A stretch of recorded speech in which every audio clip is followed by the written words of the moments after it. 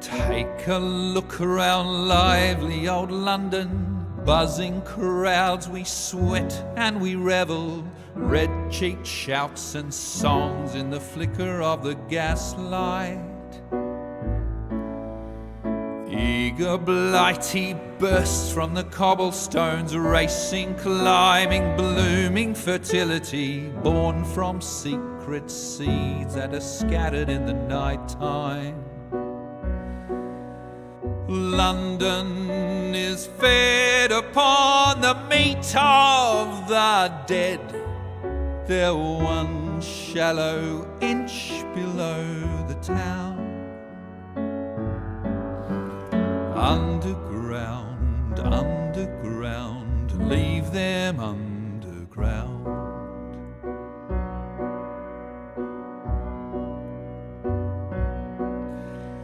Them that whispered dreams that only poisoned us, them that told us lies of their bravery, them that preached of progress and put us in the poorhouse. I'm vibing! Them done horrid murder on bloody stages, them that loudly crowed their humility, lords and dames that sung in the chapels on a Sunday. That's most definitely what's up. All quiet now, their mouths are stopped up by mud. They lie flung in rags and make no sound. Underground, underground, leave them underground.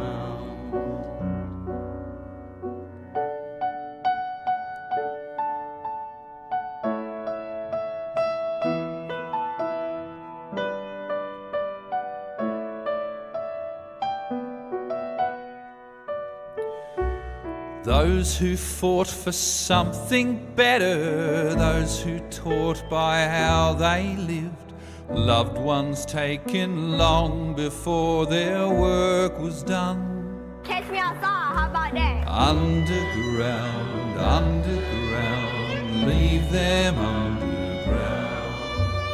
Underground, underground, leave them underground. 16 times the DJ. Underground, underground, leave them underground.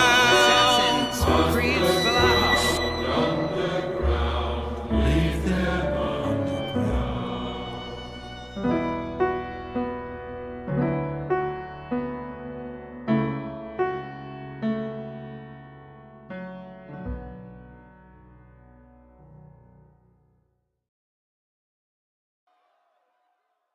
Faraway sky, blue and clear. I'm vibing! Echo my wish, so that all may hear. One and all born to this land, as here we stand. Let us greet the rising dawn, hand in hand.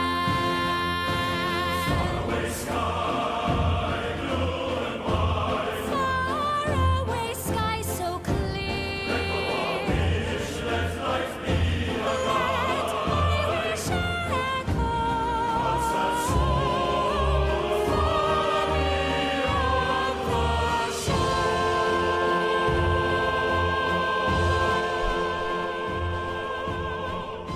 Okay, I was gonna let this song from Metaphor play out, but then I saw the post saying KSI in the Joker 3. Can you imagine? Hey, it's me, Joker. Bruv. Dude, I'd pay to see it, I'll be honest. And then he like randomly has a mental breakdown because the Joker releases a music video that everyone hates, and then he starts eating a Lunchables knockoff while like spreading the ketchup on his face to make it look like a smiley face. Yeah, I'd watch it. I'd watch it. More people would probably see it than this new one, I'll tell you what. I'm the Joker, baby. Yeah, exactly. Damn right. Damn right. Sips coffee. So yeah, already starting the day with a Office Space reference. I love it. I'm gonna need a reason, buddy, for why you're late. Yeah, I don't want to have this conversation again. If you could not be late to the stream, that would be great. that would be just great. Have I played God of War Valhalla, or dare I say God of War Assassin's Creed Valhalla. God of War Valhalla? I have. We actually did like an I tried of it. And the fact that that's a free update is tremendous. I don't know why they randomly did it as a free update, other than just to bring people back and get them excited for like the inevitable repackaged versions they're gonna do. But that was a great addition. And then The Last of Us Part 2 also did it, where they had their sort of roguelite mode as well. They also brought that there, but that was part of the like remaster version. So it might just be something they're trying. They're like, hey, it's actually kind of easy to throw together a roguelike mode, so maybe we just do that to keep people happy. You know, I'm not complaining. It's just a surprising shift. I guess it's easier than making a full standalone game, and that's how they can maybe keep some people happy. I don't know. Either way, not bad. Valhalla, indeed, Bastards Network. Exactly. Indeed. So today there's like not a whole lot of crazy, crushing, pressing, urgent news, other than one big thing that just happened, in case you missed it. Okay, you ready? We'll hit the ground running with this, and then we can kind of calm down, okay? Wrong button. News segment. Okay. Just announced, hot off the presses, Rare has a head honcho, a guy by the name of Craig Duncan. And he is now going to be taking over Xbox Game Studios as the head of the whole operation. Just breaking this morning from gamesindustry.biz, saying the head of Xbox Game Studios, Alan Hartman, the previous guy, will retire from the company at the end of November, with Rare boss Craig Duncan taking over. So they're promoting from within, which, to be clear, is a very good way to do it. I think this is better than like hiring somebody totally outside. Alan Hartman, sports car. Is this the guy? Yeah, this is the guy. Head of Xbox Studios. He likes fast cars. Give him that. Okay. This is the old guy. But he's retiring. He's stepping away, and he's being replaced. This reminds me of when PlayStation put Herman Hulst into the leadership position. Of course, he was previously at Guerrilla Game Studios, and then he was promoted from there into the upper echelons of PlayStation, and now he's like co-president, co-CEO, whatever, of PlayStation. And this could be a similar thing. This guy, of course, being one of the head honchos at Rare, or the head honcho at Rare, it's an interesting choice, you know, because I'm sure he's very, very capable, but it does make you wonder, what did they see in his portfolio that made them really excited at the prospect of him running all of Xbox's studio? Duncan has led Rare for the best part of 14 years, overseeing the studio's Connect titles and the launch of its live service hit, Sea of Thieves, which has had more than 40 million players since it launched in 2018. Prior to Rare, Duncan held multiple development leadership awards at the likes of Sumo Digital, Midway, and Codemasters. He's also the VP of the charity Special Effect. Oh, that's cool. His new role encompasses Xbox teams including Halo Studios, The Coalition, Turn 10, Playground Games, Rare, Obsidian, Ninja Theory, Compulsion, The Initiative, Double Fine, In Exile, Undead Labs, World's Edge, and more. He'll have his hands on all of this. It's an important man.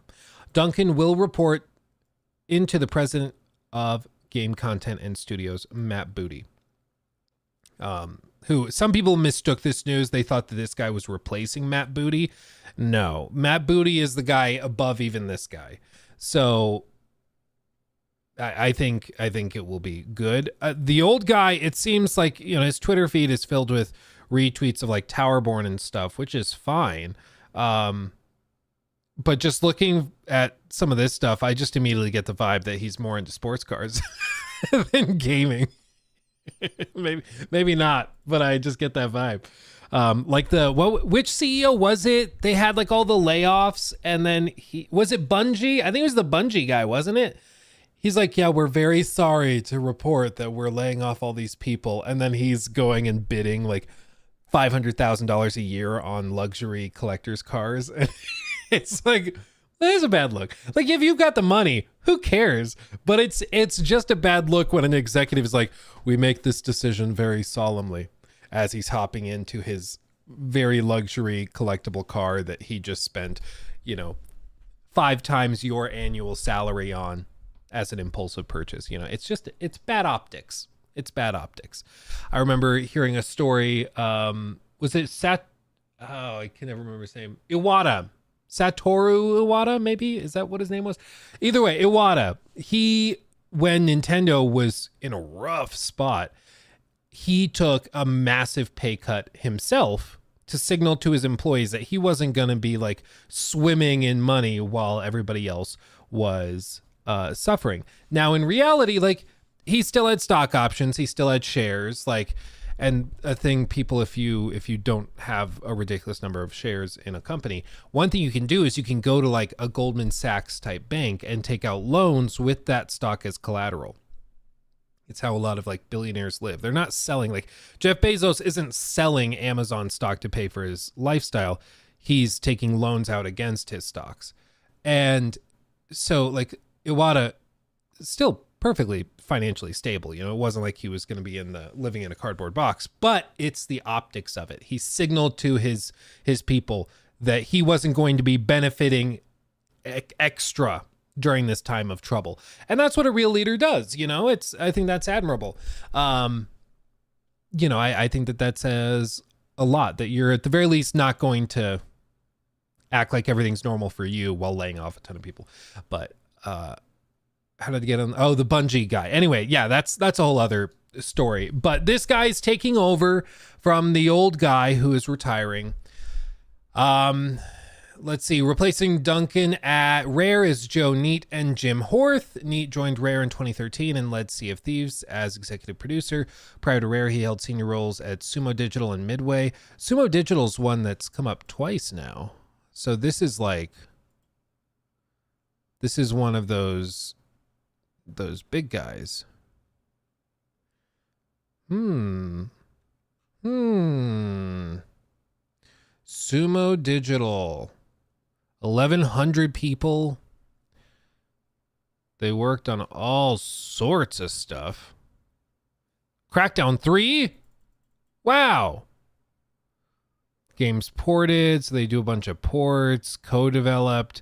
They helped on Hogwarts Legacy and Suicide Squad. This is one of the most interesting things about the games industry, is that there's a lot of studios like this who a lot of their work is not actually developing like their own standalone games, but they will have touched many games in the industry just as part of their process. Like, they're contractors. Exactly. It's the same thing as, like, did you ever play Game Dev Tycoon?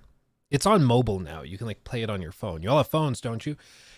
And but it's just like a really solid, very simplified sim on building games. It gives you an idea of the process, basically. But in that game, there's a whole other like secondary strategy where you can go and instead of developing your own games, you can basically just do contract work to get experience and make money while you're developing a new engine, what have you. And that's a very valuable space in the industry that these guys made a business out of. They do a ton of that stuff. You can see they actually develop games. They did Texas Chainsaw Massacre, Hood, Outlaws, and Legends. Oh, no way. They did that? Oh, no way. Yeah, this game is like dead now. I remember trying it at launch, and it was just the stealth stuff was super broken. So if you had, there was one character that did stealth stuff, could go invisible and could just sit on objectives, and it was just super broken. But anyway, there's that. They did Stampede Racing Royale, Death Sprint 66, Critter Cafe. So they develop a lot of like smaller, weird, random stuff that's never received amazingly well, like Crackdown 3. But they co-develop stuff that is successful, and then they also just port stuff and help with all sorts of other things. So that's cool. That's cool. A lot of like these guys are coming from that, and that's a studio of 1,100 people too. That's a big studio. You know, like a big AAA studio is 400 people. Like I think it's 400 people are making the next Witcher game.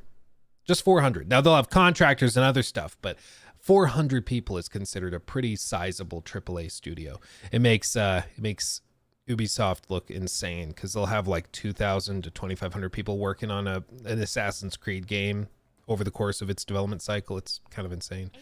HAN Reviews donated $5 whole thing. through Super Chat. Thank you. Hey Luke, thank you for the content. You have inspired me to start my own gaming channel. Any fundamentals you follow closely when making content? I'd say just make sure you're having fun and you're enjoying it. Everywhere except TikTok, audiences can smell grifters a mile away. I guess on YouTube to a certain extent there are some that can get away with it where like they're just political channels, but they act as though they're gaming channels and they just rage about whatever. They're like, did you see Kamala is gonna make the next Call of Duty woke or whatever? Like people, they're not really gaming channels. I would guess if you looked at their accounts, like they're not actually playing games on a day-to-day basis. They're just doing it for easy clicks. Same thing with like TikTok. I've told you guys stories of TikTokers I've met in person where they will say off camera, they'll say, oh no, I don't play games. I just do it because it's what gets views, and whatever gets the views, that's what I do. Like, and they'll be invited to big press events. They'll be invited to Summer Game Fest. They'll be invited to showcases from Ubisoft or from Xbox because they have a decent following on TikTok, but they don't play games. They really don't. On YouTube though, and on streaming and stuff, you can't really hide away. Like if you like games, it'll come out. And if you don't like games, if you don't play games, it'll be revealed very, very quickly. TikTok's just short enough that people can sometimes miss it or not realize it until later. But if you're enjoying what you're doing and you're passionate about it and you just want to talk about games, that will come through and people connect with that. So I would say make sure that you are talking about stuff that actually interests you and that you're passionate about. And what else? Any other good advice? Just create stuff. So many people are like, I want to do YouTube. I want to be a streamer. And then they're like, but I'm going to start in 6 months once I have a better camera, a better microphone. No. Like, shut up. Go do it right now. If you want to be a content creator, you have to create content. It's not that complicated. You just have to do it. But so many people just, waddle around, never do it. I've watched a lot you full-time YouTubers from the beginning. I've been feeling inspired to give it a shot, but want to stay anonymous. Thoughts? If you want to stay anonymous, the VTuber thing is a thing. You can also just do straight up voiceover and never show your face. That's fine. Lots of very successful streamers and YouTubers have gotten away doing that. So there's plenty of options. There's plenty of options. If you don't like your voice, or if you don't think your voice works for voiceovers, some people, it's really popular in true crime, honestly. Like true crime YouTubers. If you guys, you probably have seen these. Do you remember Jim Can't Swim? You remember this guy? Oh, sorry, it muted. But you remember Jim Can't Swim, this guy? He did all these videos that went like uber viral. This is not his voice. Like they hired a voice actor who does these voiceovers, but it's very iconic. The voice is super unique. This is of a 26-year-old Dawson McGee sitting in a police interrogation room in the early hours of a Tuesday morning. The Monday night before, he stabbed his own mother to death for asking him to move out of the house and get a job. Average. I was gonna try to do something really messed. I was gonna be like, oh, it's the average. I was trying to think of a game I don't like. What's a game I don't like? Average Starfield player? I don't know. But then I was like, that's probably insensitive and not fair, so I'm not gonna say that. But then I just told you what I was gonna say, so now I got away with saying it, but I didn't actually say it because I was explaining what I wasn't saying. So therefore I'm covered on both fronts. Anyway, but that guy's voice, super unique, very powerful and punchy. It's not the people that make these videos. These guys are like just some guys that hang out and make videos, and they haven't done anything in a long time, but they just wrote a script and sent it to a voice actor. The other guys that do it is the like Ewu crew. Do you remember them? Explore With Us, I think is the name of their channel. Ewu True Crime. Yeah, these guys. Just, where's the regular Ewu? I think it's just Explore With Us. Explore, yeah. Hugely successful channel. I mean, they do ridiculous numbers of views. But these guys also, like, this is not the voice of the people that do it. They hire a voice actor. When Katie Zelmer discovered that her 15-year-old son Aiden and her boyfriend's 10-year-old daughter Kaya were missing, she was So they just were like, hey, we don't have the voice for a voiceover. Let's just hire a guy. They did that, and it works great. Granted, there's added cost with doing that because you have to hire the voice actor. But if you can do that, it's a great way to do it. So there's plenty of options. Again, with all this stuff, if you want to create stuff, just go create stuff. There's always a billion reasons not to do something and always a billion,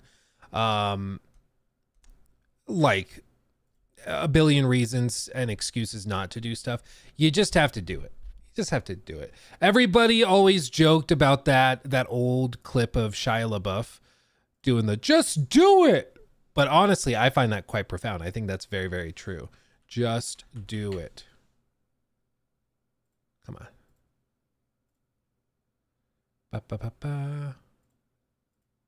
I want to switch accounts. Come on. There we go. Do it! Just do it! Don't let your dreams be dreams. Yesterday, you said tomorrow. So just do it! Make your dreams come true! Just do it! I used to have that in like my outro way back in the day. Because I'm telling you, it's true. So many people will say, oh, I really wanted to make a gaming channel 5 years ago. I really wanted to make a gaming channel 6 years ago, 10 years, whatever. And they just never get around to it because they always have an excuse. They always have some reason they didn't do it. And I don't have a lot of sympathy at that point. Like, you can make something on your phone. There are so many ways to do it nowadays. There is no excuse. No excuse. Go do it. If you want to be a content creator, make content. Easy enough. Fair.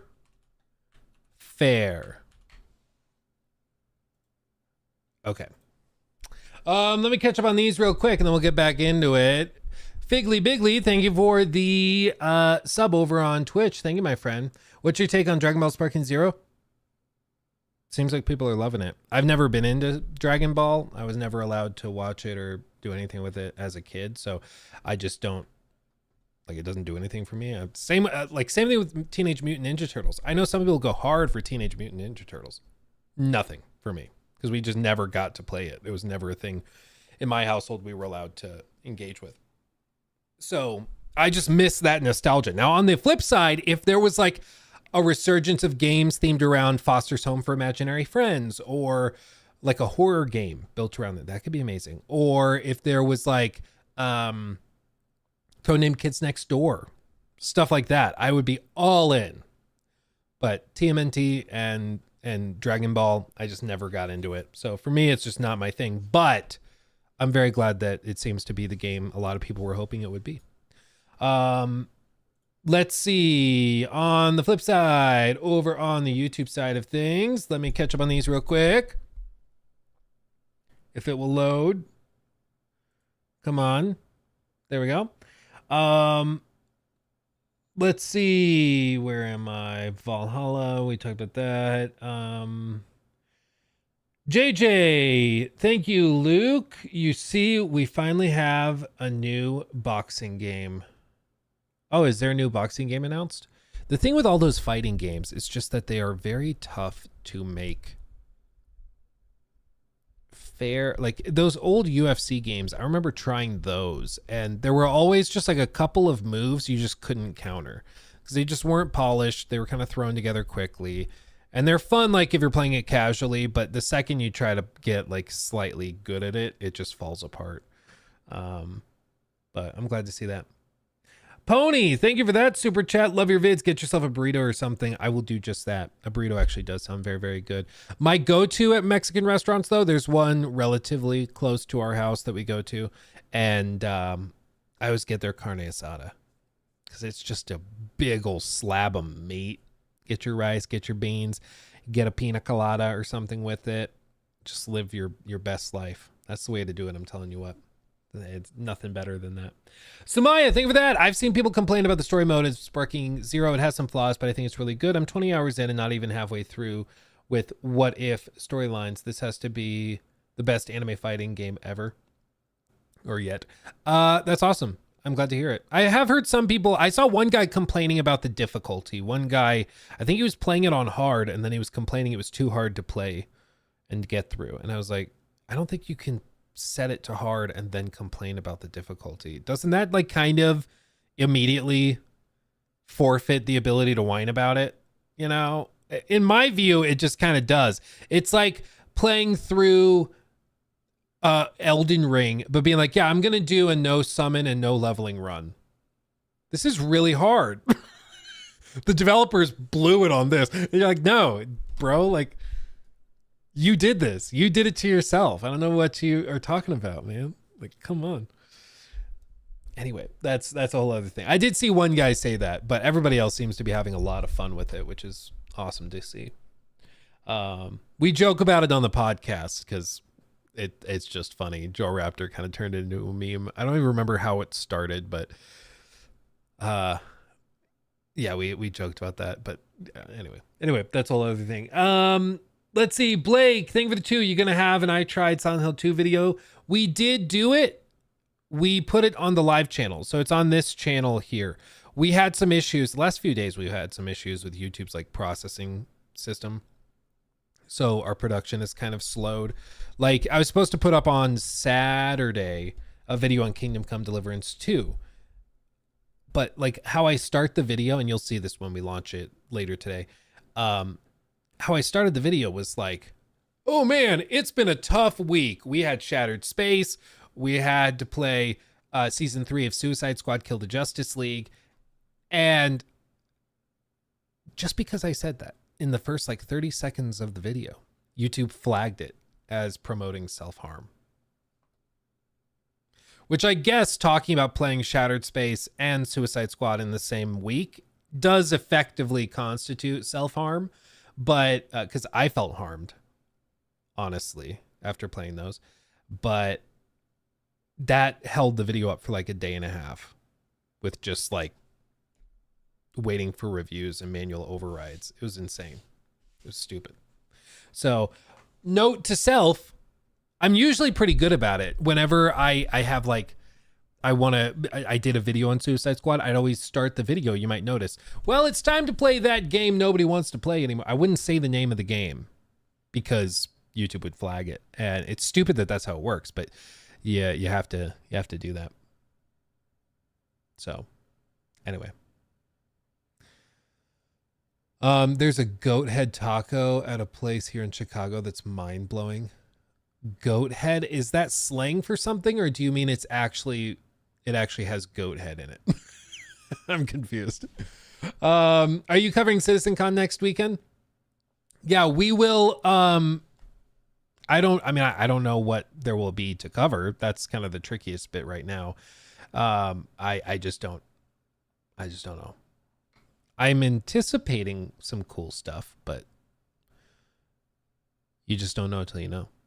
Squadron 42 stuff, yeah. I think at the very least they'll have some cool tech demos, and there's, I mean, the videos make themselves when it comes to like Starfield comparisons, so I'm sure there's going to be plenty of those.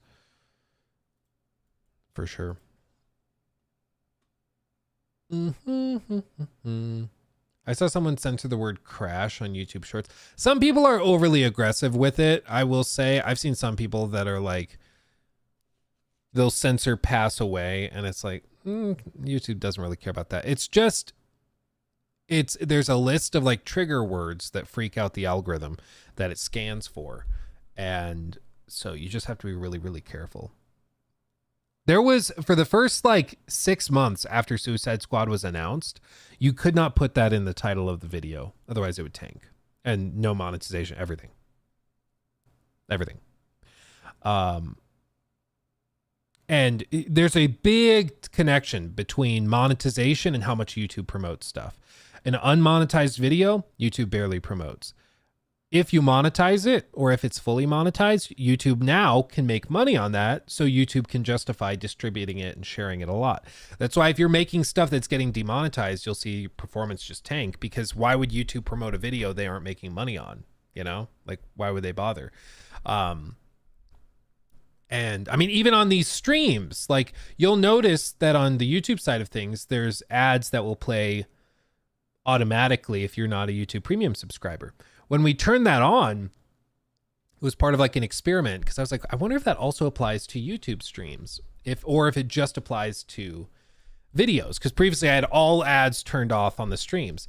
This, like, within 3 streams of us doing that, our average viewer went from 550 people on YouTube to like on average around 1,500 through the stream. Because YouTube was like, oh, we can make money on the stream now. We'll distribute it and share it with people. Something as simple as just allowing ads to play. YouTube distributes the stream and puts it in front of you guys way more. It's bizarre, but that's just how it is, you know? And it's kind of the tit for tat where it's like, oh, like maybe, you know, from YouTube's perspective, they're probably like, well, why is the streamer upset? They're making money, we're making money, everybody wins. In my view, I don't like it because ads play and disrupt the content. So I see some people saying like, oh, you turned on ad block and stuff. Well, I mean, that's one thing. Nobody can stop you from doing that. Like, I can't wink, but just nobody can stop you from doing that.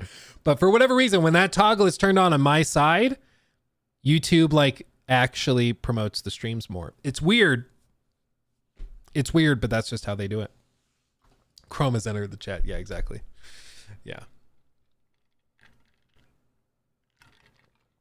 Are ads an issue, or am I just too rich to understand, says 53 Nights. Spoken like a true aristocrat. I don't know. I think that is. Are we all brokies? Is that what it is? Dude, we need to find that guy. Can somebody look back? You don't have to do it right now, but somebody should look back in those clips when we first tried Suicide Squad at launch and find the channel that we pulled up on stream. You know, I could probably do this. What am I talking about? I could probably do this myself. Let me see if I can just do this. I want to find that channel that called everybody brokies if they didn't like it. You remember? We pulled it up and he was like on his Twitter page saying, no, man, if you don't like it, you're just a brokey. Playing Suicide Squad Season 1.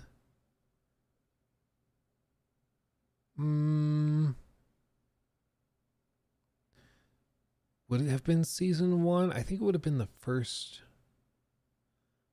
I don't know. Maybe I don't have it. Okay, I'll look for it later because I don't want to just take up the whole stream digging around for this. But yeah, there was one guy who was like, if you don't like Suicide Squad's $70 price point, you're just a brokey. It was like, or maybe we just don't think it's worth $70, dude. Like even somebody who's pretty well off, like myself, can appreciate when something is good value and also detest something when it's a bad value.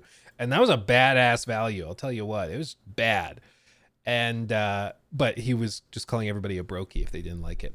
The reason I want to find out who that was is because I want to be able to go back in and see if he's still like making Suicide Squad content. Because he said it was going to be the next Destiny.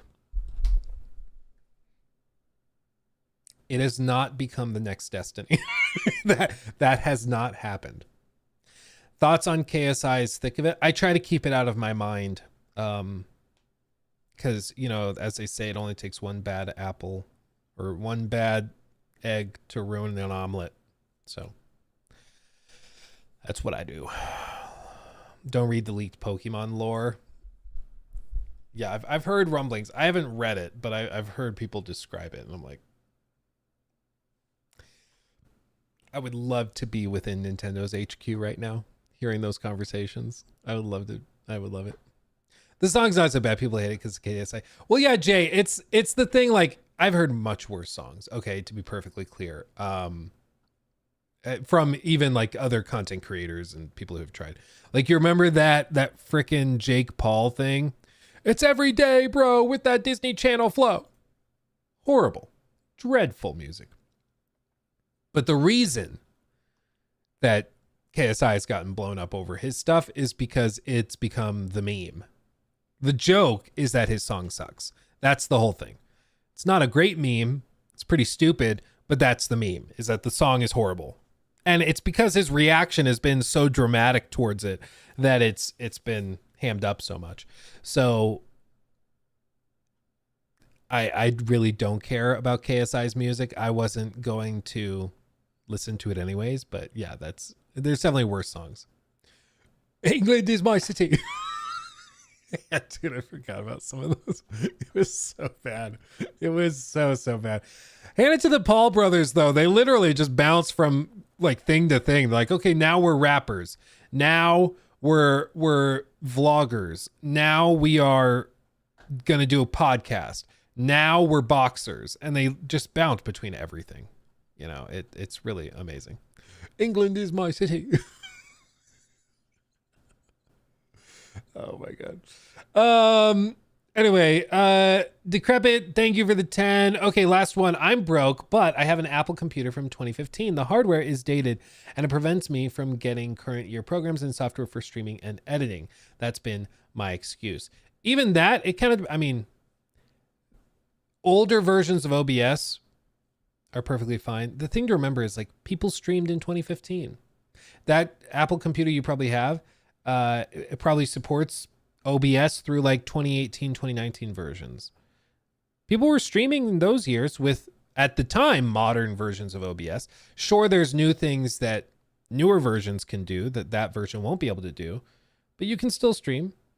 You can still make content. The biggest thing is like the hardware upgrades are easy enough to do. Going and like adding in a new camera, that's easy enough to do. Buying a nice softbox light, that's easy to do later on. What's hard and what takes years of work and practice is getting the flow of streaming and talking and covering content and reading chat. Like it just takes practice. Some people are just naturally very talented at it, to be very clear. Not me. You know, a lot of people are way more talented, very, very good at it. But if you're not talented like me, you have to work on it for a long time to get there. And that's why I say just create content. Like just start doing it and practice. Just do it. The first year of stuff you make, you're going to look back on and cringe so freaking hard. But that's how you know you're getting better. If you look back at stuff you did a year ago and you aren't cringing, you're not getting better. You should always hate your content.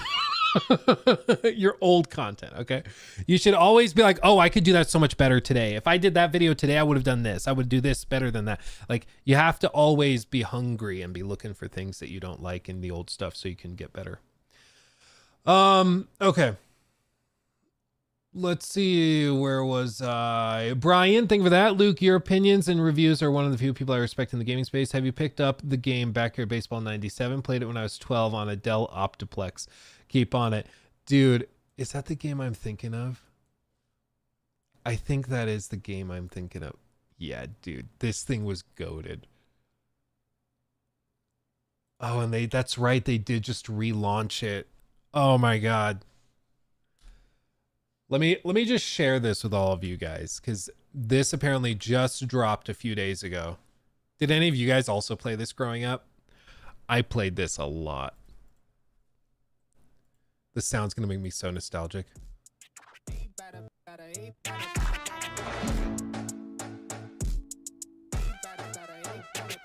Taking the hat design. Dude.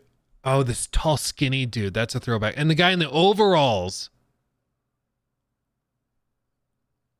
Oh my God, that's such a throwback. Wow. Yeah, dude, I used to play this so much. This game is goated. I don't care what anyone says. My game of the year right here. Wow. Yeah, and just like in like they got the bench seats, you pick your team from Pablo, that's his name.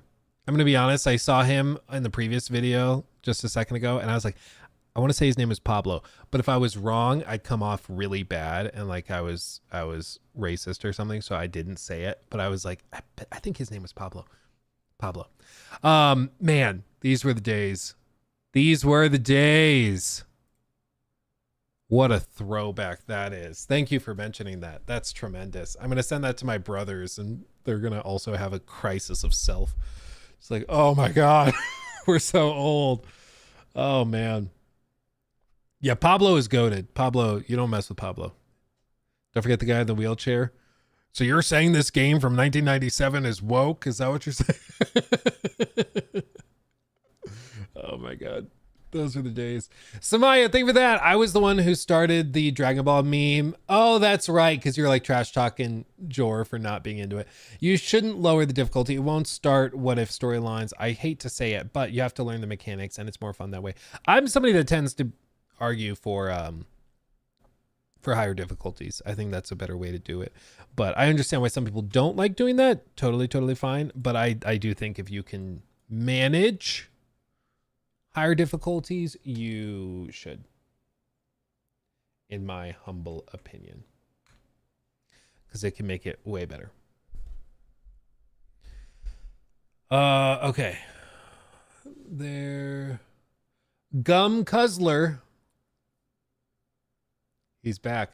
Thank you for resubbing 9 months after playing Black Myth and Dragon Ball Z Spark. I think I misread it. The best fighting game this year is definitely DBZ. Thoughts? I guess it depends on what you mean by fighting game.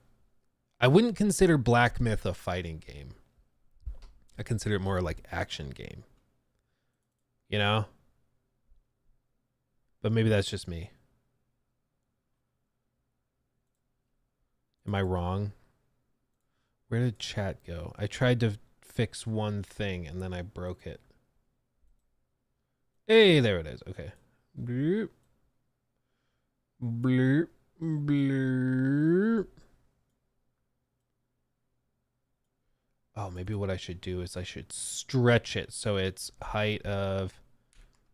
Whoop, wrong button.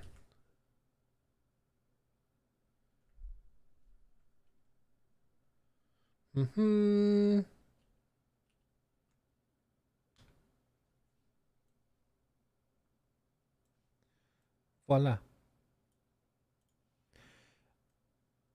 Put that over there. There we go. Look at that. Isn't that nice?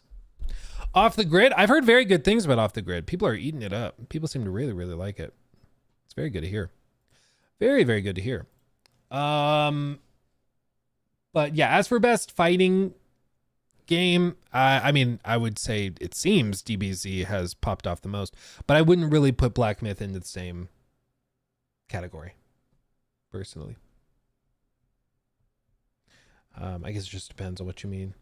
Like fighting games, I think of combos. I think of like it being inspired by the old school cabinet arcade games. That's what I think of when I think of fighting game. When I think of fighting game, I don't think about like third person action adventure, you know, personally. Let's see. Thailand, thank you for that. 5. Do you think Veilguard could win Game of the Year? And do you see a scenario where the game is amazing but doesn't sell well? It's being hated much. There's certainly like some people vehemently against it. I am not sure if those people were ever going to buy it to begin with. Because the people in groups I see most freaking out about it are not like gaming channels. It's these like DEI anti diversity type of channels that have kind of cropped up, more culture war channels, right? And I'm not sure if those guys were ever going to buy the game to begin with. So I don't know if it actually has an effect. In the same way, like the people that freaked out over Hogwarts Legacy, that was very loud. The panic was very loud. But the people freaking out about it the most were not gamers. They weren't people who were ever going to buy the game to begin with. So when it came out, it still did really, really well. It didn't affect anything. And so it was just kind of like, oh, did we just totally misread that? And it's like, kinda, because people that were freaking out about it weren't ever going to buy it, weren't ever going to play it. So in the case of Veilguard, I just honestly don't know if it actually will have an impact, because most people who are gamers who have tried it are like, actually, it's really good. It's really impressed us so far. Does the final product end up being amazing? Who knows? Maybe not. Maybe we just played really good vertical slices and what we end up getting is much more lackluster, but time will tell. I mean, it's out in just a little over 2 weeks. So I think we get it soon. Clap, clap, clap, clap, clap. Or what is it? Animal Crossing clap. It's like on the chest weirdly. So I don't know. I honestly don't know. But if it reviews well, like if it reviews 88 or above, I think it does well. If it's in the 90s, I think it does very well. Game of the Year contender, all that. I personally, right now, my front runner for Game of the Year is Metaphor, Refantasio. I'm telling you what, dude, it's really good. I understand how some people don't connect with it. Some people are like, I want more action. I want real-time combat, or like Metaphor has been built in the same engine as Persona 5. If you don't know Persona 5, it launched originally. Here it is. It launched originally in September of 2016. Okay. Look at this. Where is it? Or actually in 15. So the game was originally announced for a late 2014 release exclusively for the PlayStation 3. During a Sony press conference in September of 2014, it was announced that the game would also be released for the PlayStation 4, and it had been delayed into 2015. So first gameplay trailer was shown February 5th of 2015. Persona 4 Dancing All Night in Japan, 2015. They announced the game would be delayed to late 2016. And if we look at the releases show, it was released in Japan for the PS3 on September 15th of 2016. And then worldwide, April 4th, 2017, elsewhere. So this engine that they built Persona 5 in was originally used to build it out as a PS3 game. And so a lot of people have been like, I don't know, man, Metaphor, it feels like a PS3 game. In many ways, that's because it is. It was literally built with the same tools that they were using to build Persona 5 when it was designed as a PS3 game. That was ported to PS4 and then later PS5. So Metaphor does play in a lot of ways like a PS3 game. There's very small levels, very small areas you fast travel between. Fast travels very, very quickly, or very, very quick. but there are many little bitty arenas because it's built like a PS3 game. The reason people are willing to put up with that is because the writing, the world building, the art style, like literally everything else in the game is so phenomenal that they can overlook the fact it's not seamless. They can overlook the fact that the graphics are not particularly great. The art direction is amazing, but they can overlook all of that stuff because the rest of the game is so good. And it's one of those things because people might point to it and be like, oh, well, why did you critique Starfield for this when this game is guilty of it potentially much, much more? And honestly, it's because like we are critiquing it here too. Metaphor is horribly outdated graphically. It just is. But the rest of the game is so phenomenal that it still ends up being a mid-90s game. It's that good. If Starfield was so good everywhere else, yeah, people would overlook the load screens very quickly. But it's because everything else is so lackluster that those load screens become all the more unacceptable. Because it's like, well, then why do we have the load screens? Like, what was the compromise? In this case with Metaphor, yeah, the load screens are really, they're all over the place because it's built in a PS3 engine, but that allowed them to develop it quickly and make this massive 100-hour game in a relatively short period of time. But it won't be for everybody. Not everybody likes turn-based. Not everybody likes these games with the hardcore anime art styles. That's fine. But I'll tell you what, if you can manage it, I think you should check it out because it is really, I mean, the writing and the story is just really awesome. It's really awesome. Not for everybody. You're not wrong if you don't like it. Totally fine to not like it. But if you give it a shot and you like Persona style games, I think you're in for a treat. Tell you what. I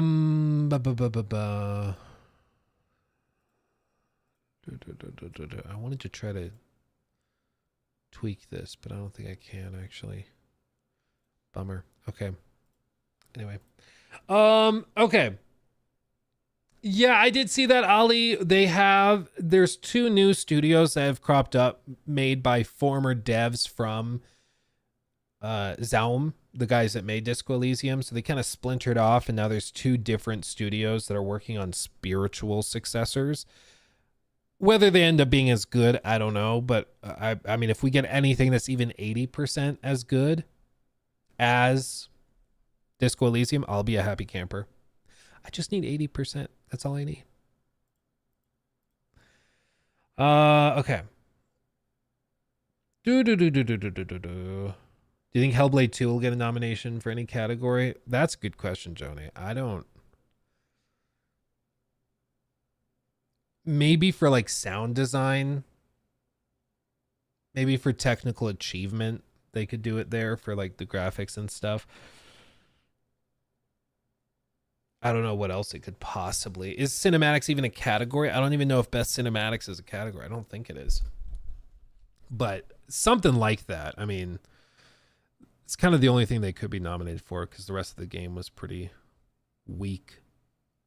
There's just been a lot of those games that have come out that are just really, really shaky.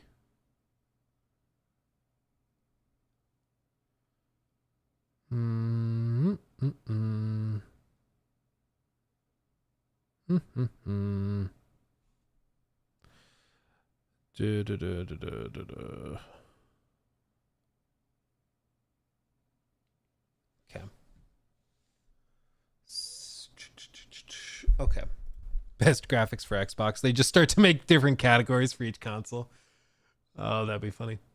Slabobble, thank you for subbing with Prime. Luke, you're a legend. What are your thoughts on the IGN review of Dragon Ball Sparking Zero and the audience backlash? I think at this point, also Redbeard Flynn, thank you for subbing with Prime as well. Let me see if there was no message with that one. I think with that, it's just an indication that IGN has gotten so much blowback for giving games good scores when the game is unanimously by everybody else determined to be kind of lackluster or bad. And then they got blowback for saying game is bad when everybody else thought it was really good, that they've just decided to sit smack dab in the middle. When in doubt, sit on the fence. That's what they do. And so for a lot of these games, they just kind of sit at 7, because then you can be like, well, no, I thought there was a lot of good stuff and there was some bad stuff. So then they're covered on both sides of the fence. I mean, it's not the worst strategy, I guess, but it still is like really just a bummer. Because you'd hope that they would take a stand a little bit more or have like firmer thoughts. 7s are just the easiest way to get around it. It's why there was one guy I saw where he was like, in job interviews, he said, ask the candidate to rate themselves in different categories. What's your work ethic like? What's your like work-life balance like? You know, how would you score yourself when it comes to interpersonal communication? And he said, but specifically say they cannot answer 7. Don't let them say 7. So you say, okay, score yourself on a scale of 1 to 10, 10 being amazing, 1 being horrible. How would you score yourself in terms of your ability to focus? But you can't say 7.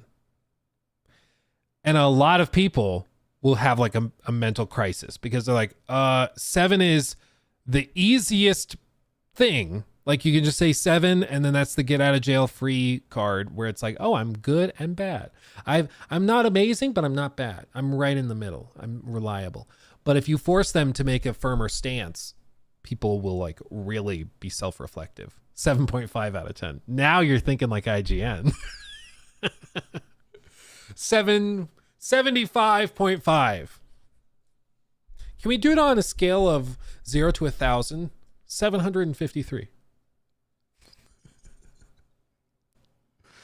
Oh man. Why don't we have categories for journalists so a multiplayer guy isn't rating a single player game or open world guy isn't playing like Tetris?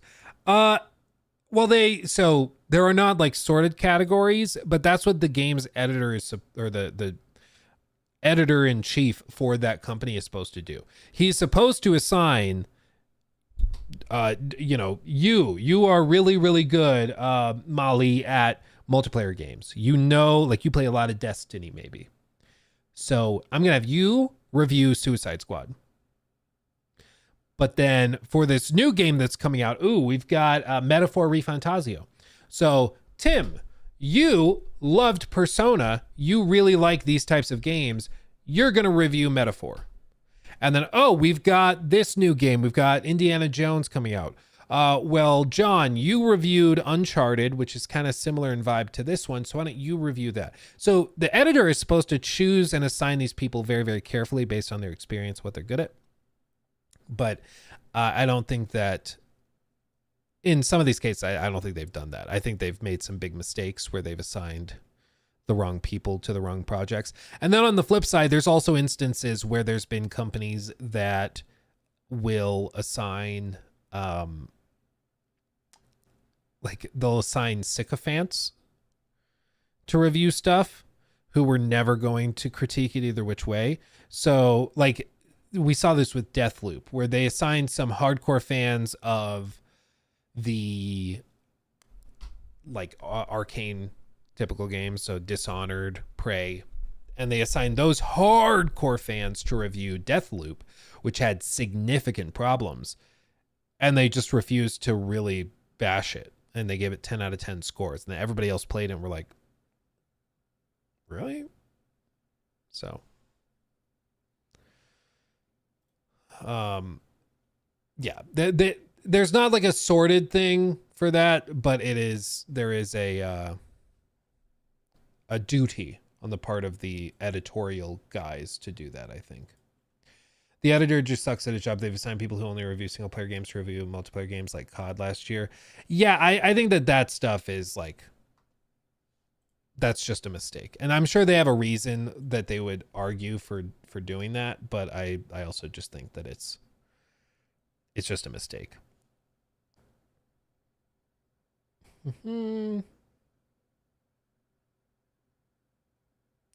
IGN and other big companies that review games are easily being overthrown by YouTubers because literally all you got to do is find one person with similar taste to yours and wait for reviews.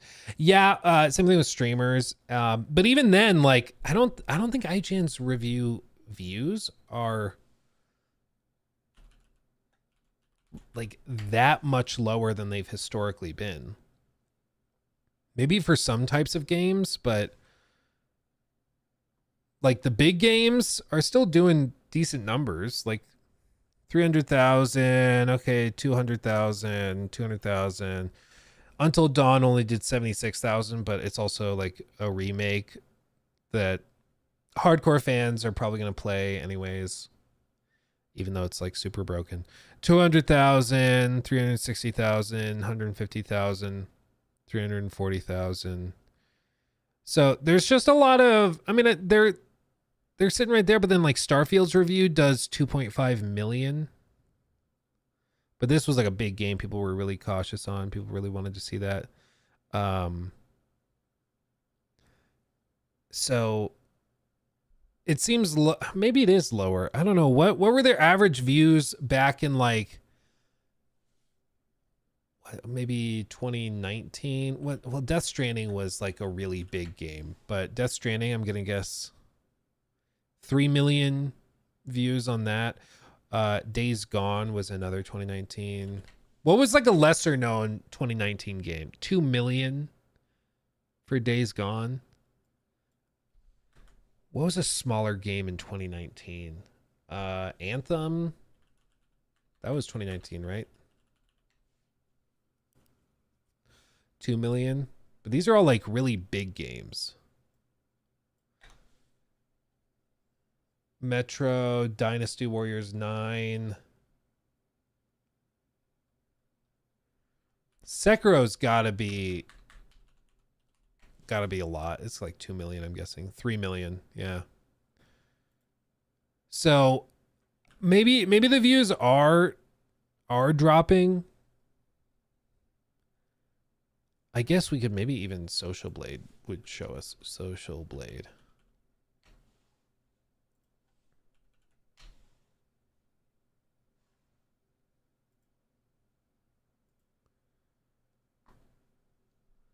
Social Blade. Where's the graph? I need like views. I need views from a long period of time. Future. I want like, can I not change the historical thing? Maybe I can't.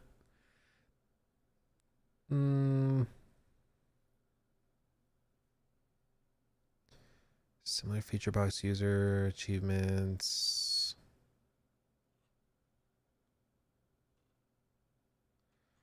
Yeah, I guess. It only goes back to 2022. But at the very least, they're not growing. It looks very much like a plateau.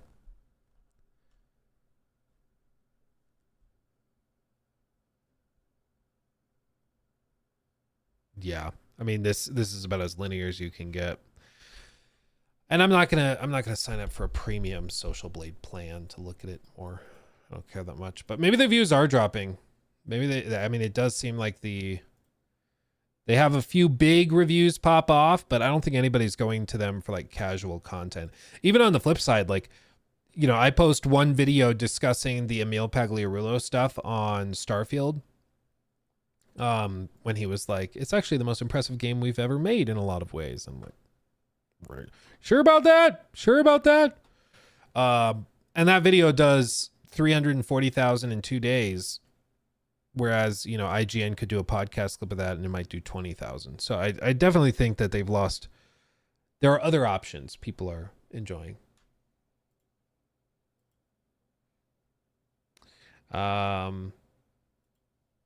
Let's see. So my, if I'm being neutral, I give Sparking 0 and 8, but as an active DB fan, I'd say it's a 9 for me. So much love and care put into this for us longtime fans. Well, that's awesome. That's the thing though. It's like, there's a different, I think it's very valid. There's a different score based on whether you are a fan of a franchise versus somebody totally disconnected from it.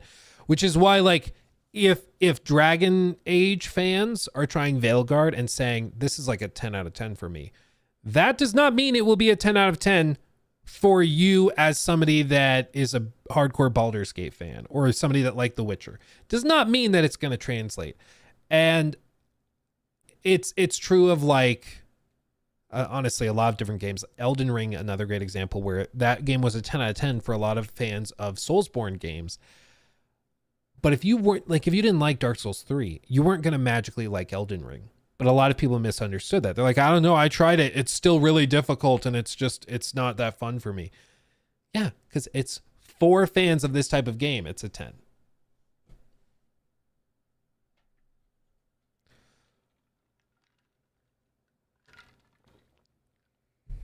Yeah. You mean to tell me that reviews are subjective? I know. Isn't that amazing? People are always like, well, actually, IGN, I think your review of this game was not totally fair because I do not like it. Oh, man. Okay. What was I saying? Oh, yes. Daikwa, the Kingdom Come Deliverance video is going up later today. It is going up later today.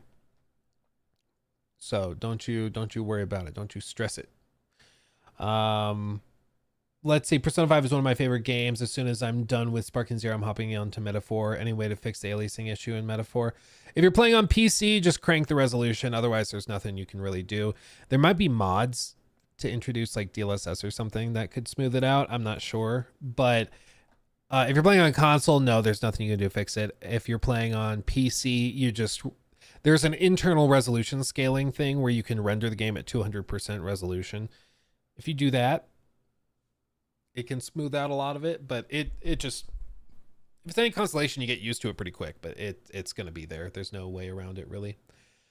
William, thank you for the 5. Daikwa, thank you for the 2 there.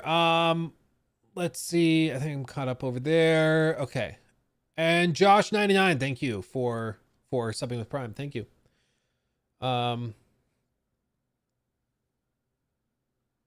Alan Scott, just got myself a decent gaming PC. Luke, went from an Xbox to PC. Cannot wait to play games like Fallout London and Baldur's Gate 3. I'm vibing, new life unlocked. Hell yeah. I'm vibing!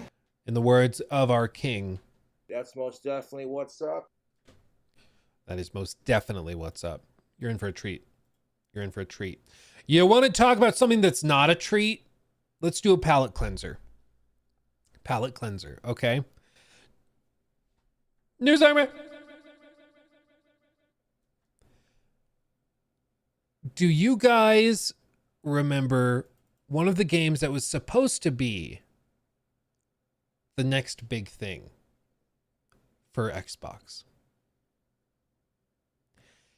It was supposed to kickstart a new generation of live service games. It was supposed to kickstart a new era of online entertainment with crossovers with celebrities. They had a huge celebrity involved with this.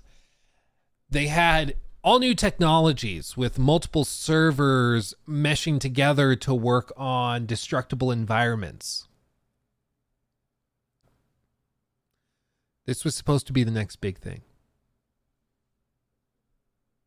It was not. It was not. This is a video from the one and only Kroby Cat from 5 years ago. But I think, again, it's important to look back at these things because so many of these mistakes that are being made today have happened for years, okay? Decades even. People who are feeling like, it feels like just recently we started seeing big flops, big live service flops. No, these have happened forever. It's just now they are very, very visible and companies are putting a lot more chips on the table to make the bet.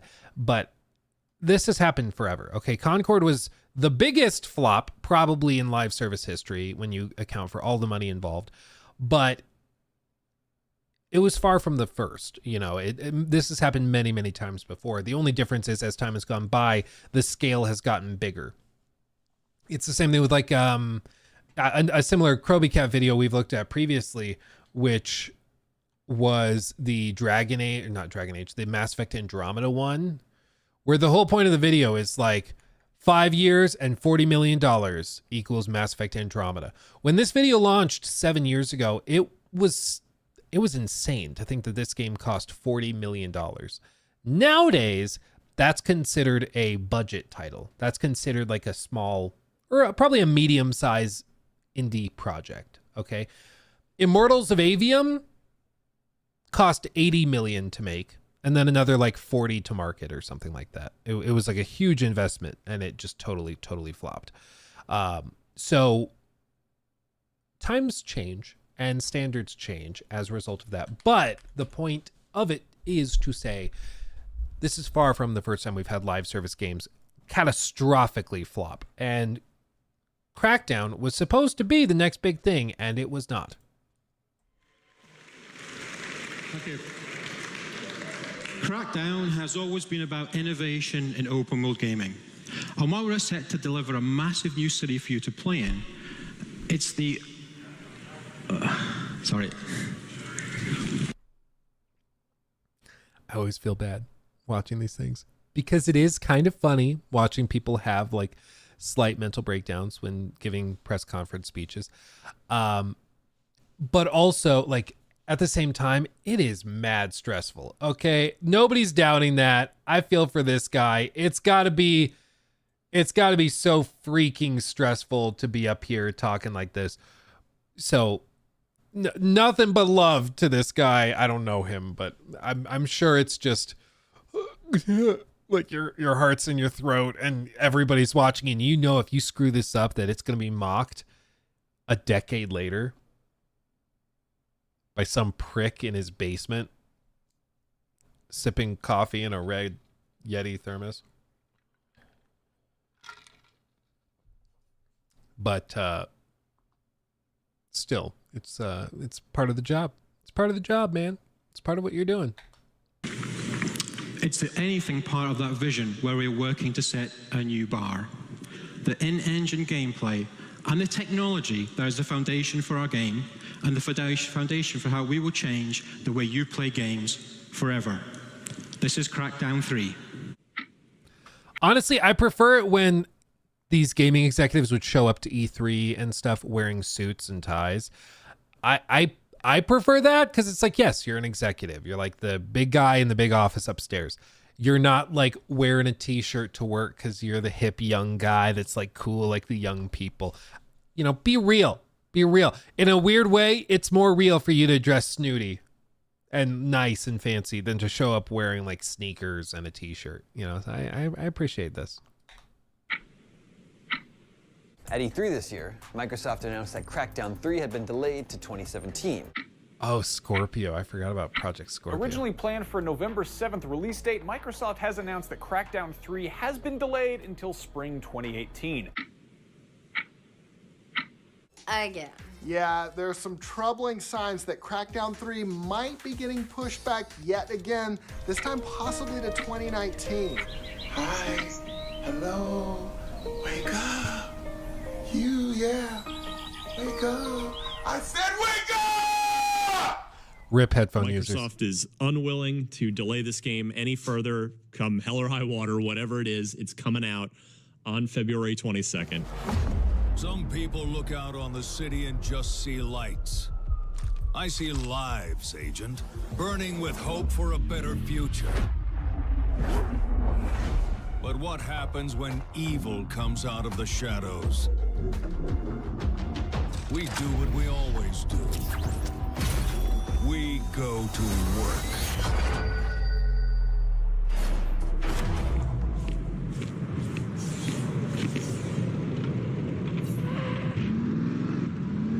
That's about right. We crack down. Dude, it's so bad. They delayed this game so many times, and it went absolutely nowhere. But this is one of those important things to remember is Xbox has had trouble putting out consistently good games for at least a decade. More than that, I think. There is some problem within Xbox Studios where they do not know what it takes to get these games out in like a consistent quality way. It's one thing you can give PlayStation is that historically, until very recently, they were able to really know when something was going to be good and when to greenlight a project and when to not greenlight a different project. They were very careful with what they gave the thumbs up and what they gave the thumbs down to. And they were historically very, very good at it. Even Concord, to a certain extent, you can say that it still was like a polished game. There wasn't a lot of content and it wasn't a game anybody wanted, but at the very least it was polished. You know, they spent the money to get it there. But Xbox has just always struggled to pick the right projects and then to polish them properly. One of the big things with Crackdown 3 was it was supposed to be all about destructible environments. And that's just something, I think they show it here, that never really materialized. This is far from over. In fact, it's only just begun. Crackdown 3 will blow up the way you play games today by introducing a revolutionary new multiplayer experience using 100% destructible environments.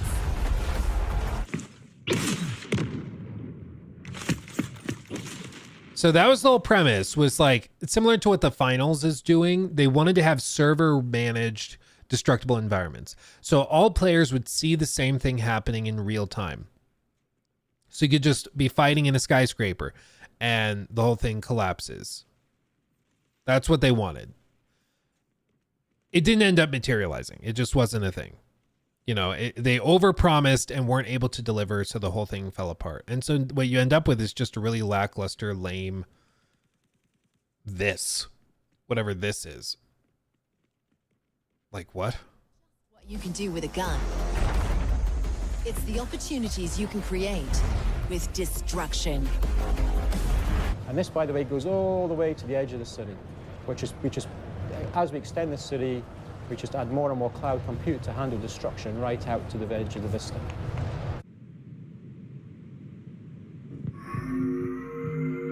So exciting.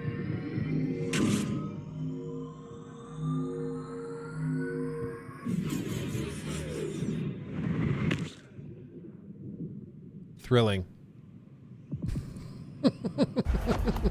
By connecting to the Microsoft Cloud, play with 20 times the computational power of your Xbox One and experience unrelenting destruction and mayhem. See, that game looks kind of cool. Imagine having a firefight inside of a skyscraper and then the skyscraper collapses like in Uncharted 2. That'd be awesome. We'd all love that. And to a certain extent, like the finals aims to do just that. They have destructible environments where you could be fighting and then the floor just falls out from under you. Even then there's limitations. You know, it's not like you can just literally blow up an entire skyscraper, but it's still similar. But this is a game people wanted. This is the game people wanted. But what they got was just nowhere near. Everybody in chat saying, yeah, the pre-alpha looks way better. Yeah, it does. And this is the demo that won over executives. They greenlit this, wanting this game to come out. But what we got was this weird, like, chunky thing you can see where... Not even close. Not even close. Like, look at that. How is that supposed to be anywhere near the same? These other things like destructible walls as well. This wall is physical, so every single bullet actually takes away a little bit of the geometry. And I remove every part around the shape that I'm making there.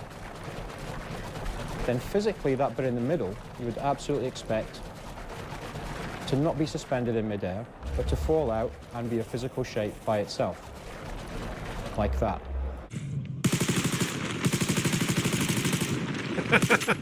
It's so much worse.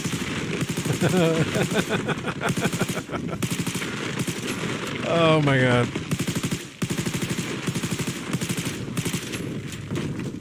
Because it turns out it's not actually that easy to pull off what you can do in a closed demo compared to what is practical on the grand scale of things. Because with this, with all live service games, they run into this problem where there are costs associated with the scale. With your standard live service game, you would hope, you know, this is like maybe number of players, right? And then this is, or maybe this is, what should I do? Costs, and then this is number of players. So you would hope that for most live service games, you have a profitability score that kind of goes like this, okay? You start off not making much money, but it really takes off when you get a lot of players spending a lot of money for skins and that type of thing.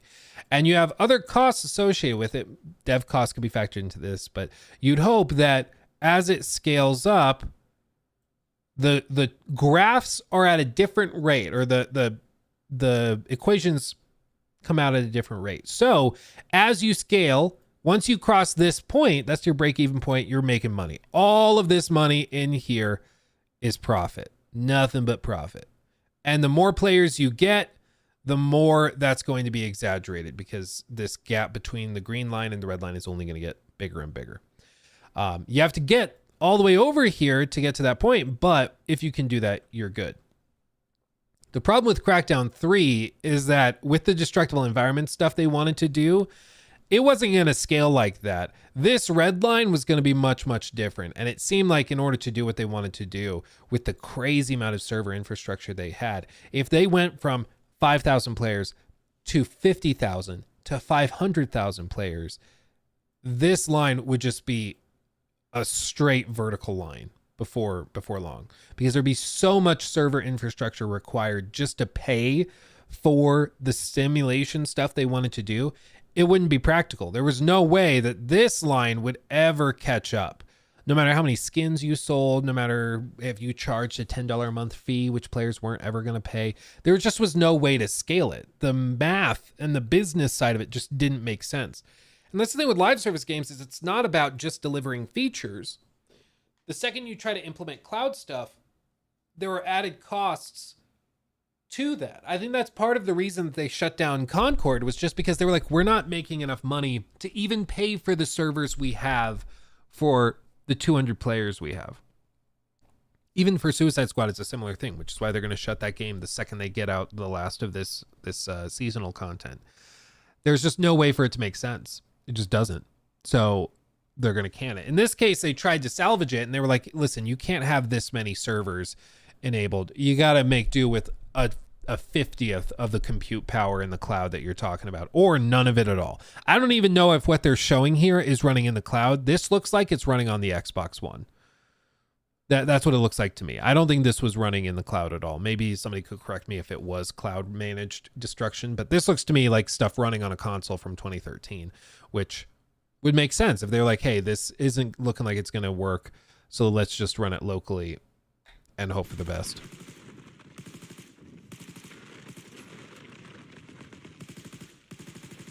Jeez, dude. That awkward moment when Red Faction from like 2001 had more impressive destruction. If we would have a massive building like this, a typical Crackdown style building, it means we would have to be able to go into every single room in every single building. Every building would have to have space behind it and rooms inside it.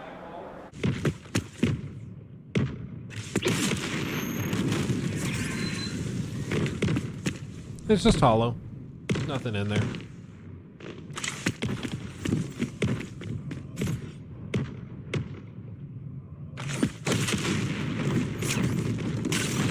There's nothing. Not even close. In many ways, I don't think it even is what they originally promised. This is something different.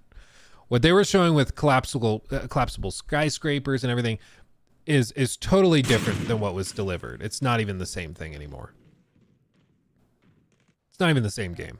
Eventually, as we do enough damage to the base of this building here, that whole structure would physically come down. So there it goes. Once you've done enough destruction, we've destroyed the superstructure, the whole thing comes crashing down. It's all physical, it's all real time.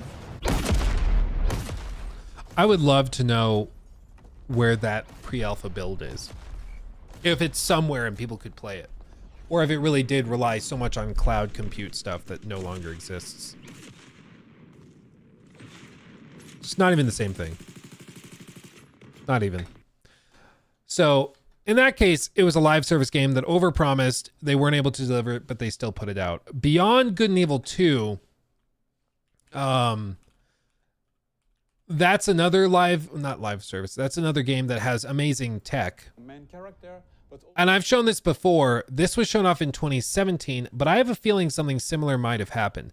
I think they got this demo working where the whole point is that they're showing seamless space travel, like from planet surface into the atmosphere.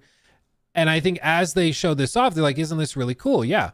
But they realized it's not actually that simple to take this and then generate an entire game around it, and still maintain this scale. But they had basically shown it off too early, and now people would expect this from the game, and anything they do is going to be seen as a downgrade.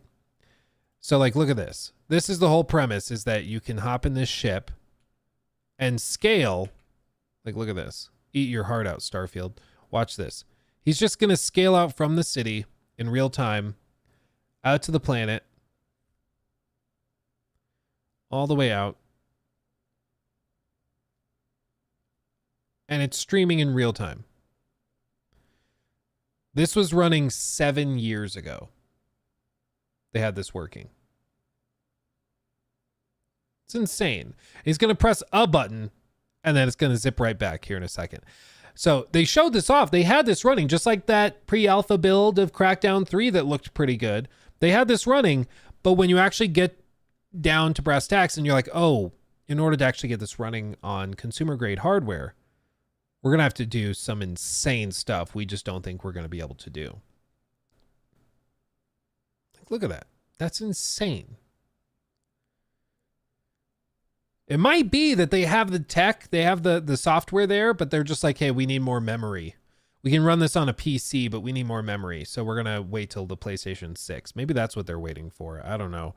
But this is ridiculously impressive tech. Even on the scale of like what Star Engine is doing over at RSI for Star Citizen, what BGS did for Starfield, what No Man's Sky has been doing. This is very, very impressive. And this is 7 years old. So this was in many ways ahead of its time, just like that destructible environment tech from Crackdown 3 was ahead of its time. But delivering a game using that tech is a totally separate question. It's not as simple as just put this in a game and we're okay, we win. Like, it's not that simple. It very well could be that this demo is really, really impressive, but when it gets to loading small objects, like this type of thing that you would expect to see in environments in cities, maybe that's just something that's not as easy or as practical, and it can't load that in as quickly as big generic objects like oceans or mountains with repeating textures. So the demo might be really, really impressive in some ways, but it might be lacking in others that we just don't see. But like, watch this. He's gonna just take off his ship. Real time, flying away from the city. Like it's nothing, going 5,000 kilometers an hour. And he's going to increase the speed as he goes back over the city, flying over here, and he's going to take off into the atmosphere. Watch this, hyperspeed, going 20,000 kilometers a second, or an hour, not a second. That would be a bit much. Insane levels of data streaming. Very impressive, very impressive. But again, delivering a game based off of this demo is a totally separate question. And that's the problem that they ran into with all of this, with Crackdown 3, with this game. It's just not that simple. Bear in mind, this thing was also revealed at the same time as this trailer from 2017 when they re-announced it. We're getting GTA 6 before this, aren't we? Sure are. Sure are. This game is still in production somewhere. It hasn't been canceled. Somewhere they're making this. I don't know what studio's making it, but somewhere they're making this. I don't know where or who or how many people are working on it, but that exists somewhere. So anyway, the lesson from all of this is that sometimes a pitch can be really convincing, but what's actually doable is a totally separate issue. And often I think it's just because something sounds like it's going to be amazing does not mean that it's going to actually come to fruition. And I think for Xbox's executives, they were so hopeful they could have this big W with Crackdown 3 that they were willing to keep going along with it, even though realistically within a year of seeing that demo and then seeing the groundwork be laid to actually make it into a game, they should have realized this is never going to happen. This just isn't going to happen, and just moved on from it. But they didn't. They let it keep going. They delayed it for years and years, said, try to figure it out. And they just never did.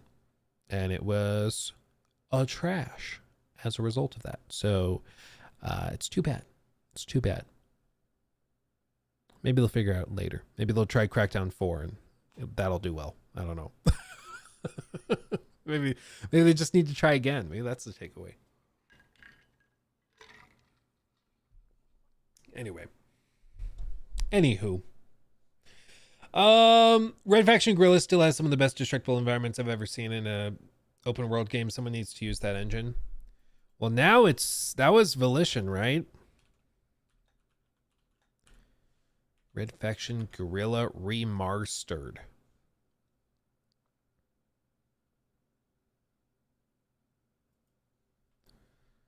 You remember this? This was already 6 years ago, dude. What? I feel so old. I'm gonna get copyright struck for that. Yeah, this game is already like, what, 13 years old maybe? But full destructible environments, like look at that. It was so fun. You just drive into bases, destroy walls, break down buildings. Really, really simple game in concept, but Red Faction 1. I used to play the crap out of this.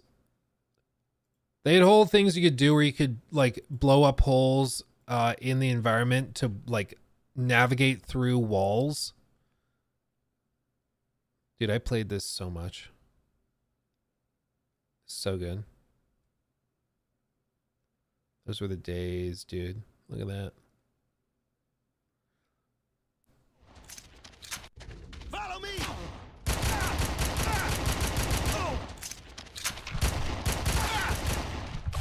That reload sound is ingrained in my mind. So good. Destructible environments are underrated. Saying it. I'm saying it now. I don't care. Come at me. I dare you. Okay. Where was I? I don't know if you're a sports fan, but can you tell me your thoughts? Get on Undisputed. We haven't had a boxing game since EA did Fight Night. I haven't looked into Undisputed. I mean, I'll watch fights. I'll watch boxing. I'll watch UFC and stuff intermittently when there's a fight that interests me. I'm not like super in tune with it though. A lot of boxing games are just tough to pull off. Same with UFC and like MMA based games. They're really tough to pull off because any way to make them like true to substance, sure, just gets really weird. It's like, do you just do combo based stuff? Then it's just a like 3-dimensional fighting game instead of a 2-dimensional one. Like, how do you do that? It's a really tough genre to pull off, which I think is why so many companies just don't bother. But maybe they pull it off with this new one. Let's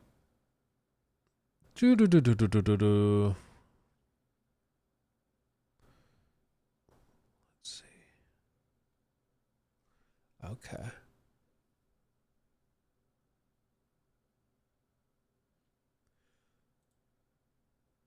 Bum, bum, bum, bum, bum, bum, bum, bum, bum, bum, bum, bum. Zer989, thank you for resubbing with Prime over on Twitch. 9 months. Ooh, baby. Thank you for that, my friend. H-Bomb, thank you for that sub as well. Thank you, my friends. That's all wonderful. Silent Hill 2. Oh, yeah, dude. Silent Hill 2 is amazing. It's very, very good. It's very good. I did see that fascinating video from Digital Foundry. We won't look at it today, but whoops. They did a great breakdown of the stutter issues in the game, because if you played it on PC, you'll feel it. But there apparently is some issue with broken animations that's causing the consistent stutters, regardless of frame rate, regardless of platform. It's just like a huge technical mistake and blunder on their part. It's really bizarre, but fascinating. Milliseconds. They are not exceeding a 30 FPS cap, yet I'm still seeing the animations looking really poor with a 30 FPS cap. So something is especially wrong here, just like something is especially wrong in Jedi Survivor. So I decided to do another test, but this time making it so the game doesn't use delta time anymore. So the game does not expect variable frame rates. I set it to a fixed tick at 30 FPS using this launch parameter that I was made aware of by Tom Lumen and Peter Svetikov. This parameter makes it so that the game is always stepping its time by a 33.3 millisecond interval. The issue of using a fixed tick like this is that if the frame rate is above or below 30, well, then the game speed changes, which can look hilarious, of course, as we're seeing right here, running far above 30 FPS. To avoid that, I locked the game externally to 30 FPS, and the game speed is then normal again when I do that. And guess what? And when look at I this. run down that hill in the intro of the game, there is zero animation weirdness, no animation stutters. It looks completely smooth. In a side-by-side, it is painfully obvious how Yeah, you see the weird juddering and stuttering with the character model on the left? Like, you feel it, you notice it when you're playing, but it is really, really obvious when you put the smooth one on the right next to it. It's like constantly just little like little twitches with him. It's really bizarre, but it's apparently a well-known like Unreal Engine issue that affected Jedi Survivor as well, where the engine tries to have like set times for animations to play out, but it's bugged in the engine. It doesn't work quite right. And so there's this issue where it misinterprets the time as you're playing through a sequence with an unlocked frame rate. So you just end up with the animation playing out, but then the engine tries to correct it because it thinks the time has paced itself at a different rate than it actually has. And so you just end up with these quick corrections where it tries to realign itself, but that results in this weird stutter. It's just a fascinating little issue that happens in Unreal Engine games that has happened in multiple big releases. It's really, really interesting to me. But my understanding after watching the video is that it's not something that's easy to fix, where it's like, oh, the dev team just does this code and then it fixes it. It's like, no, it's something Unreal, like the Epic team have to fix. It's like a huge, huge thing. It's a huge thing. Is this just on PC or it's all platforms across the board? It's all platforms across the board, but the problem is, like, it's most noticeable on PC when the frame rate gets above like a 30 FPS lock or above a 60 FPS limitation. Like the higher the frame rate is, the more jarring the jolt in the animation correction is.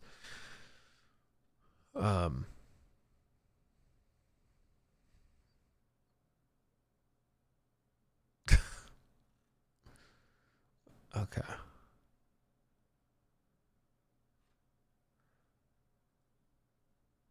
YouTube's now trying to get me to re-traumatize myself. I tried Forspoken after all the patches and DLC. Trying to get me to play it or watch it again. It's crazy it's been that long. But yeah, I went back. I tried the DLC. I tried all that. It's just not there. Oh, and then this horrible answer. You guys remember this? It's a great line for games. Yeah, and absolutely. I think people are going to love it, and then they're going to understand what we're trying to create and how it links games and entertainment, the functionality of the box, some of the Cable box. advantages that you get of having a box that is designed to use an online state. So that, to me, is a future-proof choice, and I think people could have arguably gone the other way if we didn't do it, and fortunately we have a product for people who aren't able to get some form of connectivity. It's called Xbox 360. Right. So stick with 360. That's your message. If you don't, like it. If you have zero access to the internet, that is an offline device. I mean, seriously, when I read the blogs and thought about who's really the most impacted, there was a person who said, hey, I'm on a nuclear sub, and I don't even know what it means to be on a nuclear sub, but I've got to imagine that it's not easy to get an internet connection. Bro's like literally just saying, if you are serving your country on a nuclear sub, oh well.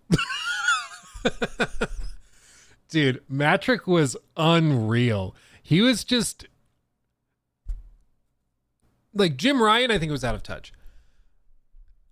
Matrick was something else. He was something like he just, it was like the you all have phones, don't you? It was on that level where he just did not understand how anybody could not want a cable box gaming like he just did not understand it. It was unbelievable. Sucks to be on a sub. Oh yeah, dude. I mean, you'd hope you can make your life a little more comfortable by getting a like the new Xbox, but Don Matrix wouldn't let you. He's like, no, dry up. There were so many big marketing blunders back then. It really was like they were trying to speed run losing market share. Like really, really impressive, honestly. Quite remarkable. Oh man, did it log me out? There we go. Okay. Let me...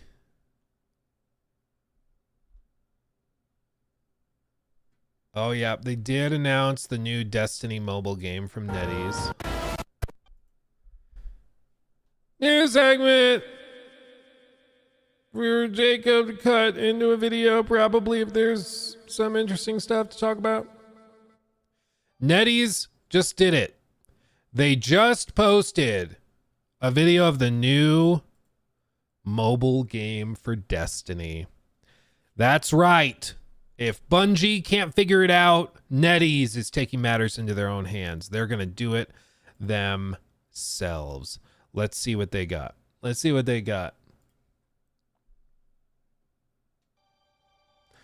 Developed, published by NetEase. Hold on, wait, what was that? The game and its characters, items, and events are under license from Bungie. So they're saying Bungie's, they're aware of this, they're working on it, sort of, but it's being developed and published. They're not doing any of the active stuff. Early pre-alpha mobile in-game capture.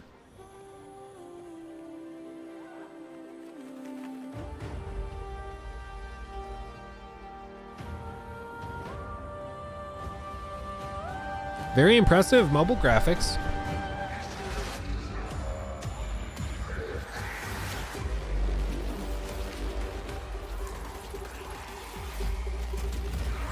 I want to see the weird touch controls.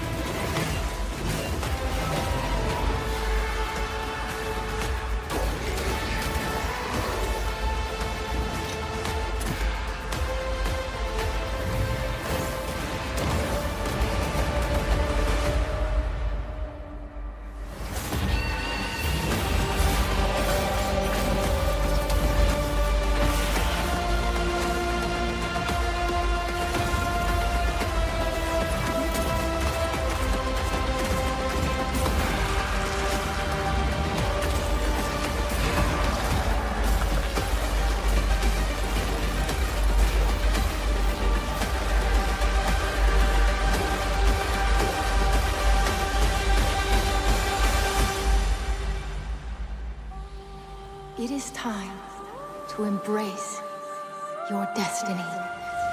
They said the thing. Destiny Rising. Be honest. I'm not a Destiny player. So I'm not going to pretend to be like super knowledgeable with this, okay? I'm not overly familiar with Destiny. Those of you in chats, what do you think of this? For one, graphically very impressive as a mobile game. I mean, the fact that this is, they don't say what they are running this on, but presumably a modern flagship phone would be the assumption. So an S22 Ultra or an iPhone 15, 16 Pro Max or whatever is probably the assumption that is safe to make. But assuming that, I mean, if this is actually being captured off the device, that is very, very impressive. It's very early, pre-alpha, so, you know, it has room to change a lot. They might optimize it and tone down some of it, but very impressive graphically. That does not mean it will necessarily be fun to play, because if you're playing this with like your hands on the screen, you got to also remember that like, no, not that. I want to capture the screen. Is it? What am I doing? Did I just forget how to do a screen capture? How do I do a screen capture? I thought it was like Shift Windows 3, Control Shift 3. What is it? Oh God. Windows Shift S? That's what I thought it was. Okay, maybe I was tapping caps lock. I don't know what's wrong with me. Full screen capture. Okay. Pull up this again. Boop. You got to remember with all these games though, that like, because it's a mobile game, a lot of this screen real estate is covered up by your hands unless you're using like a secondary controller. So whenever I see this, I'm like, oh, it looks pretty good. But you got to remember that your fingers are going to be blocking like most of this because you're going to have like the claw grip just to like try and hold the phone properly to be able to do that, you know, unless you have a separate setup. Some people, they have the separate like little controller with the stand attached to it, and so they can play it, and it's just like a weird looking console with the raised screen, which is, you know, I think the best way to play these types of games if you're really into mobile gaming. I will say there was one time I was at a restaurant though. I'm trying to remember what restaurant it was. I don't know. But we were at a restaurant and there was a kid that was like sitting there with his family, and he had his phone flat on the table, and he was doing like the claw thing where he had all of his like 3 fingers and his thumbs. So it was just like all right there, and it looks like he's weaving some sort of spell. It was honestly very impressive. And I was seeing this kid, like, he was getting insane performance. I think he was playing COD Mobile, and it was just like, it was amazing. I got arthritis just watching it, but the kid was goated with phone control, touchscreen controls, whatever. So some people go hard for this stuff, and they're really, really good at it. I am not that person. I am not him. You are not him. But some people go hard for it. I would assume, I mean, I would love to see how this is broken up. People, of course, in the comments are immediately like, I hate this so much, but I will be downloading it. Microtransactions are going to be crazy in this one. NetEase, they make a lot of money through microtransactions. If you don't know NetEase, these guys, as you can see, they are one of the biggest like developers. Actually, if we go like biggest gaming companies in terms of revenue, NetEase is like number 5. So it's Sony with PlayStation, Tencent, Microsoft, Nintendo, and then NetEase. NetEase makes more money than Epic, than EA, than Take-Two, than Embracer, MiHoYo, Roblox. They make more than Ubisoft. They make a ton of money. Okay. Almost all of it from mobile games. Okay. This like Naraka. I actually really like Naraka. I play Naraka fairly regularly. I really like it. But they also did Diablo Immortal with Blizzard. They did Dead by Daylight Mobile, Marvel Rivals. They're doing that game. If you haven't tried that, that's also really good. That's launching in December. I played the open or closed beta thing they did. Very, very good. Once Human, also really solid. Tom and Jerry, they're doing that. Wow. Harry Potter Magic Awakened. They're doing a bunch of stuff. Okay. So NetEase makes a ton of games, but they make a ton of games, and they make a lot of money on those games with heavy monetization. So I would expect that there's going to be a lot of like I don't know if it'll be loot boxes or what have you, but there's going to be a lot of stuff like that. But it's probably going to make a ton of money. Let's be honest. Want a heavy ammo drop? That'll be $9.99, please. A Destiny gacha game in this economy is insane. Yeah. Yeah. I already hate how much I'll love it. It's so funny, man. People are always like, I hate it, but I'm going to spend so much money in it. Oh God. I lack self-control. Destiny Immortal? Yeah, kind of. Honestly, with so much of this stuff, people complain about them. But the reason they make these is because people buy them or people play them and spend a lot of money. We complain about Diablo Immortal, for example. That game made something insane, like $300 million in 6 months or something. Diablo Immortal revenue.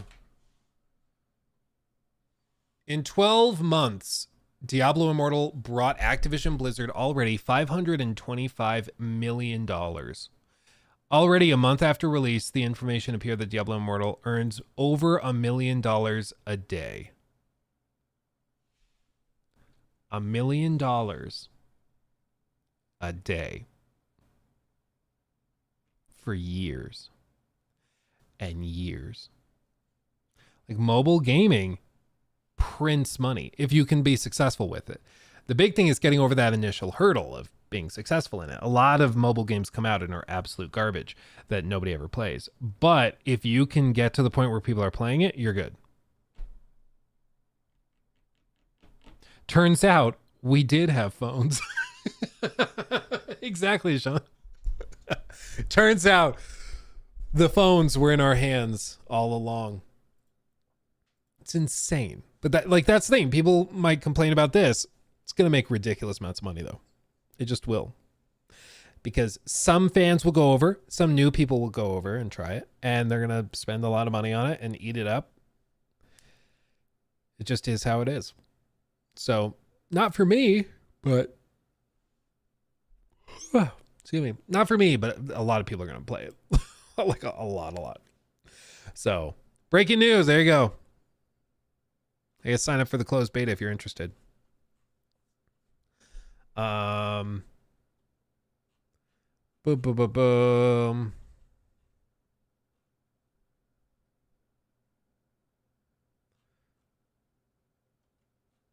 Let's see. We can talk about this. We can talk about this.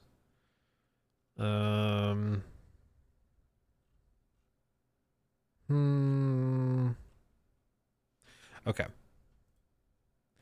Let's do, just to mention this real quick. Fantastic, the day before, guys.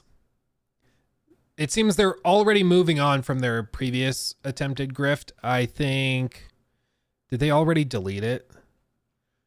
Dude, they already deleted their attempt at fundraising. What? Take action. Is this their GoFundMe or their Kickstarter?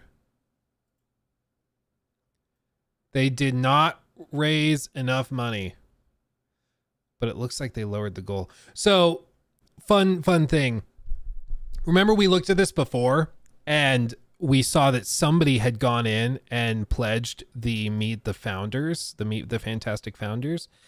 It looks like that was a member of our community that went in and just put in, like, I guess fake or not real, or like I think it was I think they said it was an expired card of theirs. They put in their card number and then it was the old one that no longer worked, but it like is a card, but when you tried to process the payment, it wouldn't go through. But the point is, like, they wouldn't process it until this was fully funded. So it was at one point like halfway funded. It was on its way. But most of that money came from somebody that was in here that thought it was really funny to troll them and act like they did it, which of course I will never ever condone putting false financial information, even if it's just outdated information, into a thing like this. I don't know if that breaks any laws. I don't know if that constitutes anything. I don't know. I'm just a YouTuber. Is it a little funny? Yes, but just because these people are trying to basically scam people again, and for them to get scammed is also a little bit funny. I do not condone scamming, but I can acknowledge that it is a little funny. Okay, we can all agree with that.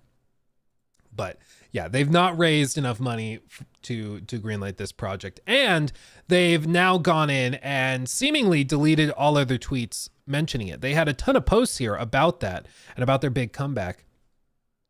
It's all deleted. They've done that again. But their new post is this one mentioning,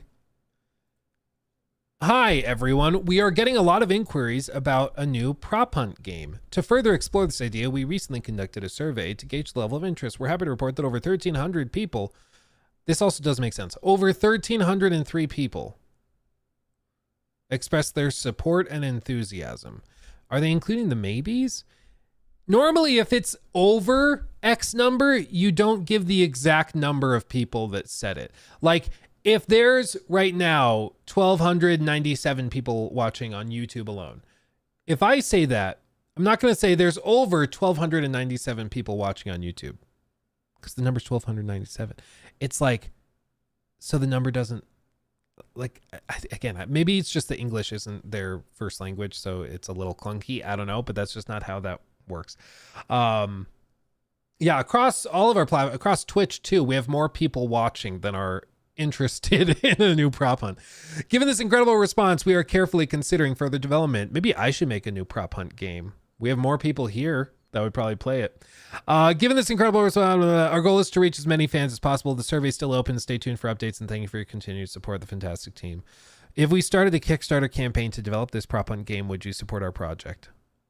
1,300. Yes, definitely. And they've locked replies down too. I don't know why they keep trying to make this a thing. Like, just shut down this, make a new studio, and start from scratch. Nobody knows who you are, so nobody will know to be upset with you. Like, just do that, please. But they're not going to do that. They're going to keep trying to use the name because it has brand recognition, you know, easy money. Let's see. Sumaya, real quick, thank you for that. Am I a boomer in thinking, why don't the kids read a book instead of sweating a mobile game? I don't know. I took online games seriously too when I was young. Maybe I just have a vendetta against mobile games. Yeah, you're burned out now. Maybe you are a boomer. Maybe we all are. Maybe that's the takeaway. You know what? Like, the reason people play mobile games is because they have mobile devices, and it's also available to them at times when other gaming forms are not. So a lot of kids play them during lunch breaks, or a lot of kids play them between classes in college or in school in the hallways, like, or God forbid they play them in class instead of paying attention. You know, it's because of the accessibility and the ease of getting into it. That's why people play mobile games. And you know, maybe we end up getting to the point where devices, if they can get to the point where some of these like AI upscalers are running on mobile devices, well, maybe then you see some of these big games launch day and date with these mobile phones, like Mirage, AC Mirage, or Resident Evil 8. Those games run on mobile devices. They run on iPhone, they run on iPad. So no doubt they could also be ported to like the S24 Ultra. Like, these phones are able to run amazingly intense games. It's just a matter of whether it's worth porting them and scaling them, which is the tricky part. But if it gets to the point where it's easier to scale them and easier to port them, then maybe you see it come much more frequently. Was it Resident? Oh, you're right. It was Resident Evil 4. It wasn't 8. It was 4. It was whatever it was the most recent one. I was like, what was the most recent Resident Evil 8? I guess in numerically, yeah, but it was Resident Evil 4 remake. But still, I mean, maybe we get to the point where that type of thing happens, but I think we saw it with the Mirage port with Resident Evil 4. They sold some copies of it, but mobile gamers are not accustomed to paying $60-$70 for a game.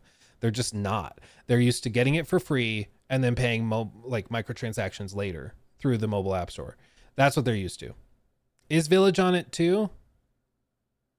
Oh, so they're both there.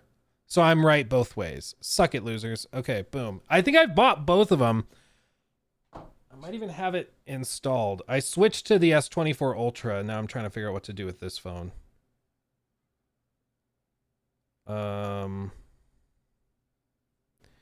Resident. Yeah, I have Village installed on this phone. Who am I kidding? I will say the phone gets so hot it feels like it's going to explode when you're playing those games, but it works. It works. Still very impressive. Let's see, Liam, thank you for that. Speaking of Epic, I bought a used ROG Ally from the Epic community manager without realizing it. Oh, really? Oh, that's kind of fun. That's kind of fun.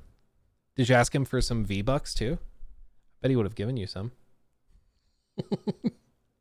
Matt, thank you for that. Hi, Luke. Love the channel and candles. Anyway, what are your thoughts on the Max Payne remakes? I always loved Remedy and I have high hopes. Yeah, I have high hopes for them too. They need to do something that generates some profit. My understanding is Alan Wake 2 has still not turned a profit. They are on their way, but it's going to have kind of a long tail on it before it breaks even. That was a very expensive game, and even now, like, it was one of the best games of last year, but even now it still has not turned a profit. It's getting there, but it's not turned a profit. So I think they need something that can just pop off, make a lot of money real quick, and that will help them. Because I think Tencent owns like half of Remedy. I'm pretty sure. Let me see if I can find it. No, it's not half. It's 14%. Sam Lake owns 4.15%. Terra Vitala owns 2%. Marcus Maki owns 23%. Tencent owns 14%. So the sooner they can be profitable and get away from outside influence, the better, I think.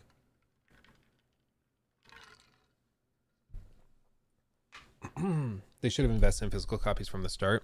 I don't think that would have made a difference, honestly. I just think Alan Wake 2 is such a weird, crazy game. It's a little bit more niche, but it was very expensive. So they're getting there. They're getting there. It's just, it takes a long time to be profitable for a lot of these games.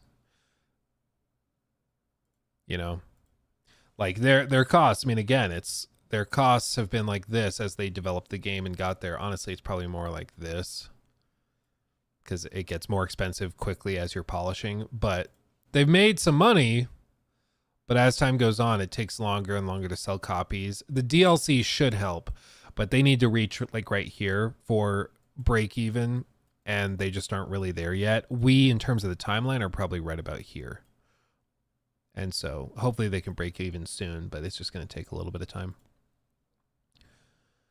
But speaking of Remedy, you guys see this?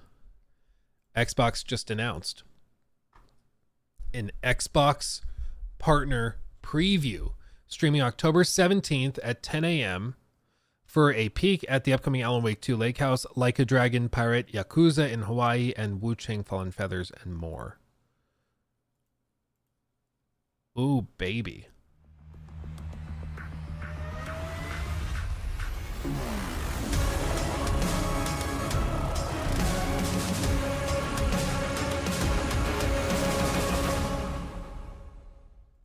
Little looksy poo at what they've got coming. So a couple little things. Alan Wake 2 on Steam would help. I do think that would help. I think a lot of these studios are going to have to figure out a way to get on Steam on the PC side of things, because I think they've just realized Epic can help if they're subsidizing it, but it's just really, really expensive to give up Steam. Like, so many people will just not bother playing unless they've got that.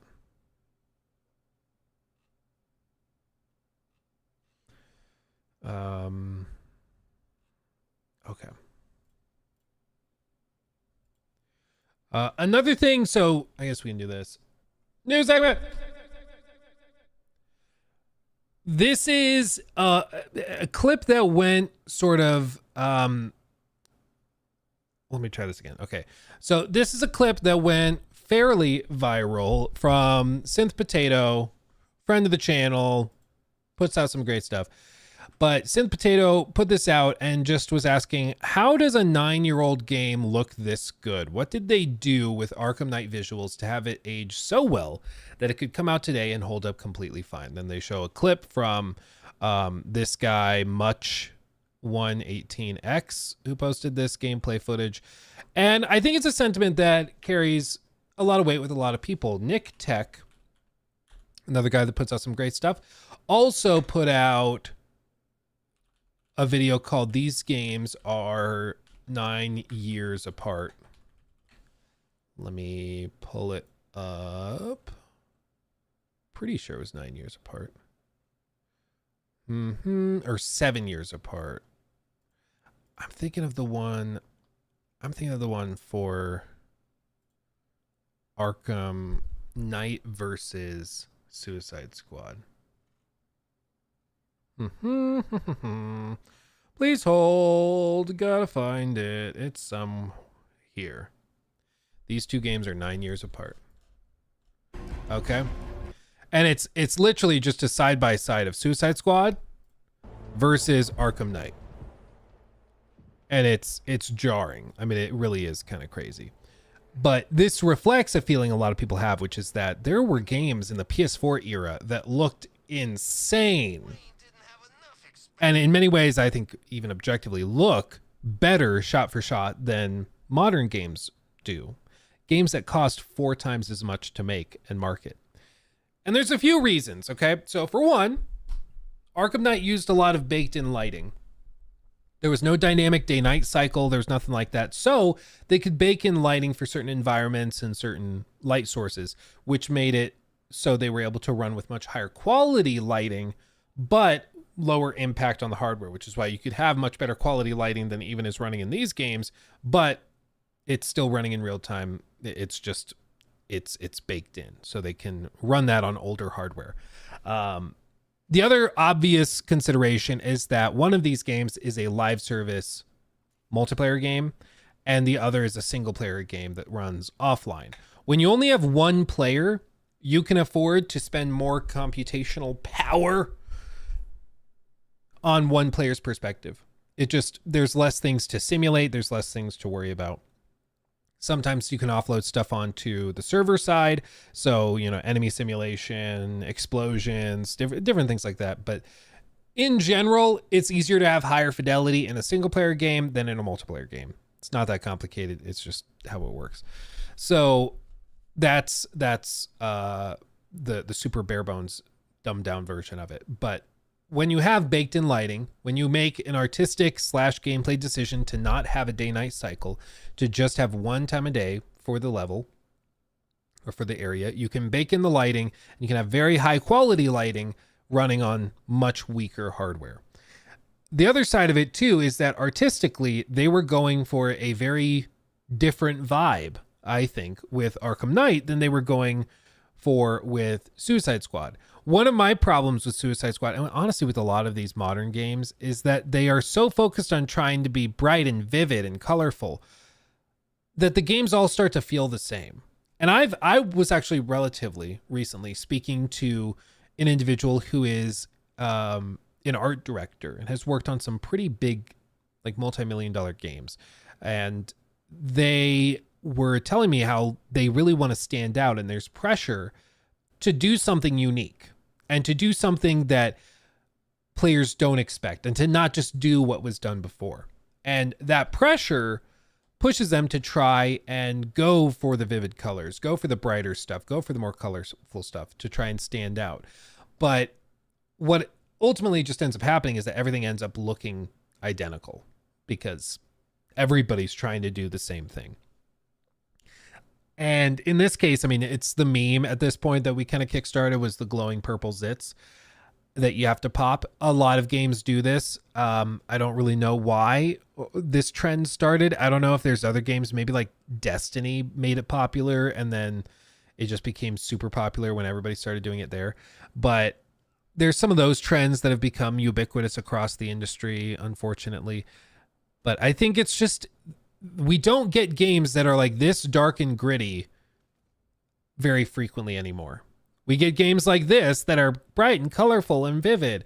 And I know sometimes people are like, oh, well, they're trying to appeal to the modern audience. I do think that's part of it. There is this weird assumption that people will come out of the woodwork to play your game if the colors are bright and vivid. And it's kind of insulting that they assume that players are so like lizard brained that they will find the game more engaging if the colors are bright. Like, oh, I wasn't liking the game before, but now they're bright purple color and I'm having fun now. Like, no, people don't, like, people are not that stupid. It's the same thing. It's the insulting tone too that's reflected with a lot of these games where they're like, oh, well, this character looks exactly like you. Now you'll play it, right? You're like, no, I want a good game. I want a fun game. And they're like, what? You were making sense, and then you said something insane. I'm sorry. I just want a game that plays well and is fun. What? But they look like you, and they kind of talk like you. I don't care. I want a game that is just fun and that I can enjoy with my friends and that has a good story and interesting gameplay. I'm sorry. You are making no sense right now. Let me spell it out clearer. There are bright colors and they dress like you. They have student loans just like you. What is there to not love? There is just no comprehension of the other side of it. And it really is baffling. Honestly, I think the bright colors in games is a phase. It'll be there for a while, but every game from 2006 to 2010 was gray and brown. I expect the balance to be restored in a few years. I actually totally agree, Banana Brains. I think so. I think right now there's this trend chase of everything's bright and vivid and colorful. And I think that will mellow out after a little while, and it'll probably swing really hard the other way, just like you're alluding to back at in like the 2006 era. I think it'll swing so far the other way where we start to get every game looking kind of like Arkham Knight, where everything's just really dark and high contrast. Everything looks like Alan Wake 2, basically. And that's totally, I prefer that, frankly, than this. But I do think that's going to happen. You know what this also reminded me of? This shot right here with Harley Quinn when she's grabbed and then she starts elbowing the guy in the head. Do you remember in Arkham City, the Catwoman counter? Some of you guys will know what I'm talking about. Do you remember the Catwoman counter for some of the guys? Arkham City Catwoman.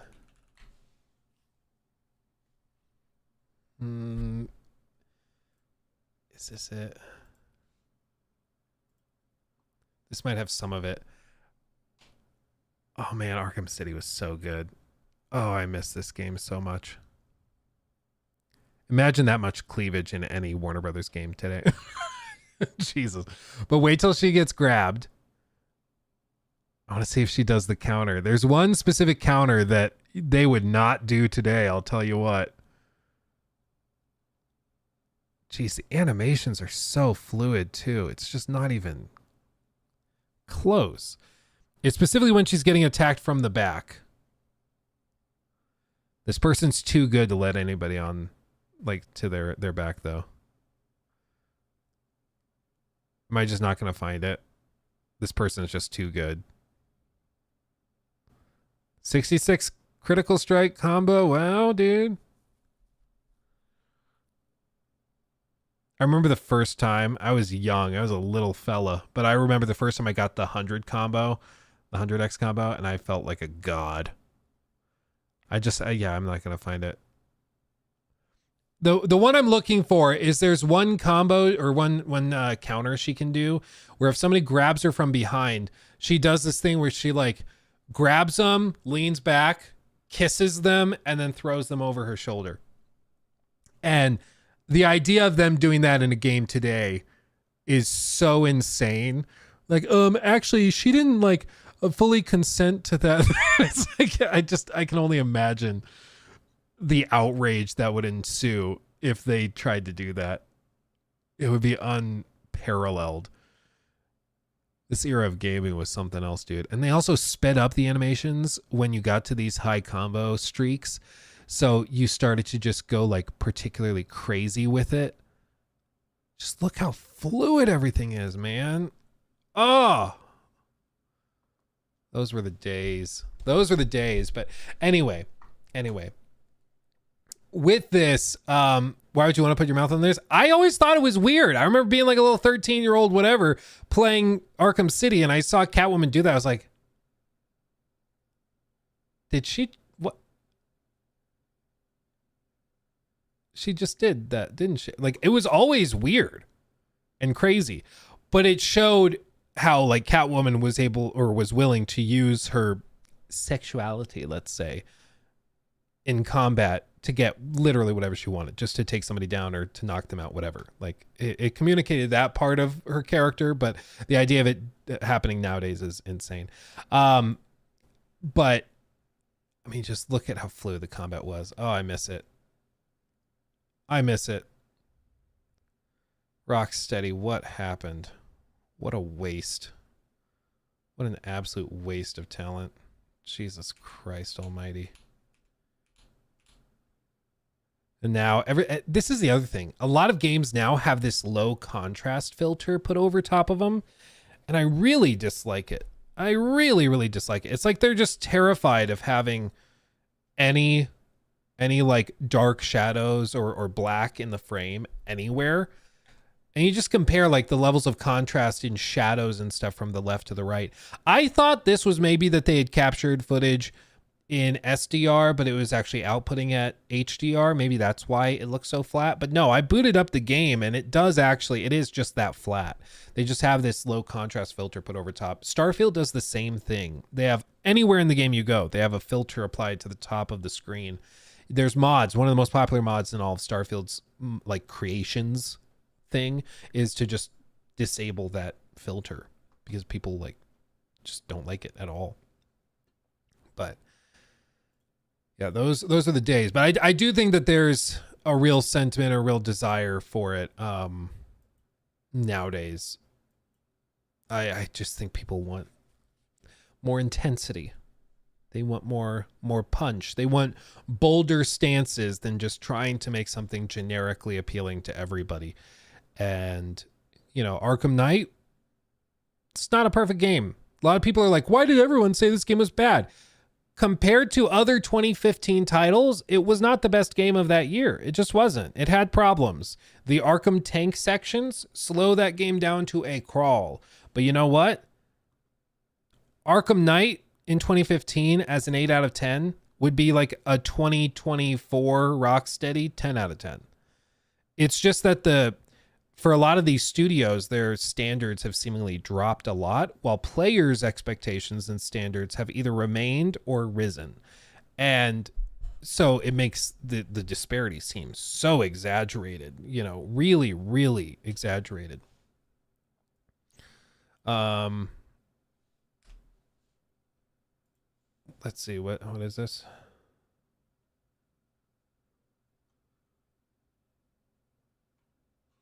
Oh, is it gonna open? This video is hilarious. What is this one? Someone swapped the Batwoman and someone swapped the Batman and Catwoman models. Okay, let's see. What is this?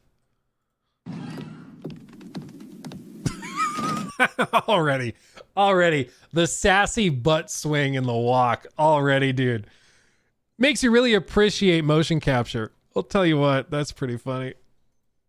The sass.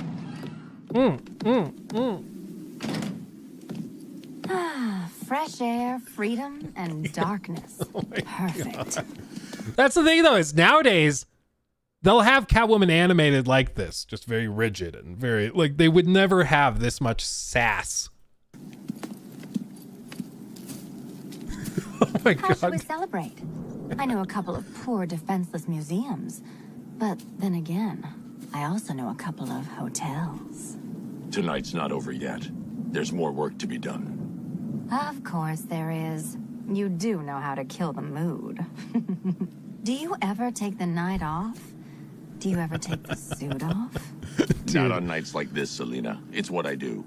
Fine. The like closed off chest too to like push the boobs together. That's the thing I did not expect to see Batman do ever.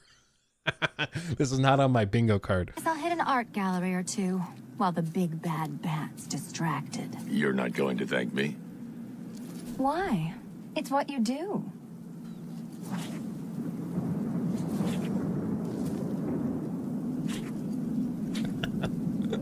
Dude, that is so good. That is so good.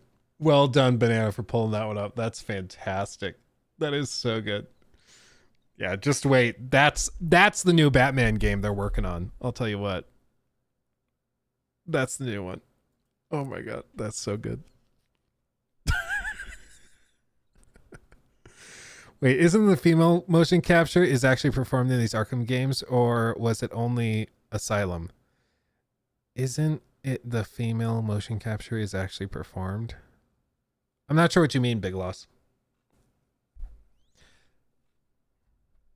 I'm not sure what you mean.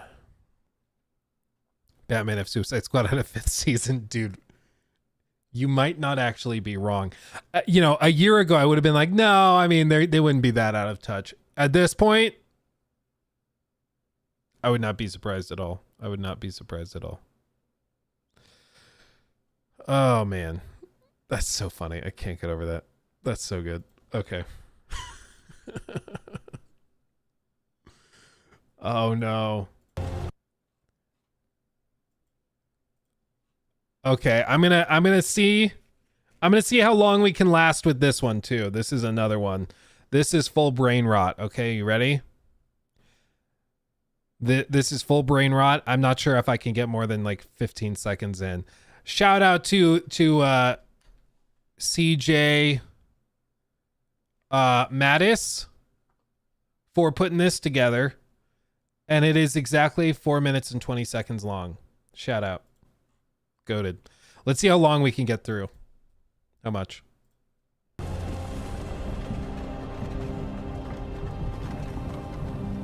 Hey, you. You're finally woke. You were trying to hop the border, right? Gridded right into that Simperial Mog, same as us. And that beta over there. Phantom, you stormcucks. Skibidi was fine until you rizzed along. Simpire was chill AF. If you weren't malding, I could have copped that whip and been halfway to Gunnerfell. You there, you and me. We shouldn't be here for real on gods. For real. Oh, man, AI was a mistake. It's too good. It's too good. It sounds perfect. How did they even do that? It's too perfect. Skibbity on God. It's too good, man. Oh, it's only a matter of time before we get like the full mods for this, where it's all of the dialogue in Skyrim is just fed through the AI algorithms to just process them all into this. Oh man, I can't. What is Skibbity? I don't know. Can somebody describe what Skibbity is? Because I also don't know. I could pretend to know, but I'm too much of a boomer. I just don't know. Toilet? Skibbity toilet? Isn't it just a toilet? Skibbity just means toilet? Oh, I thought it meant something else. Huh. Level 10 Gyat? I can't keep up with it, man. I can't. I'm just not equipped. That's so funny. Okay.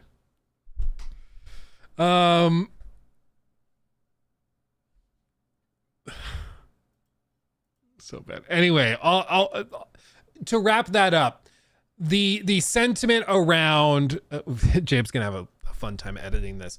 To go back to the initial thing we were talking about, to be clear, Jacob, you should include that Batman thing and then just do like the beep back to the topic. Okay, back focusing in to the original prompt of this segment. How do these games from a decade ago still look so good and look even better than modern games?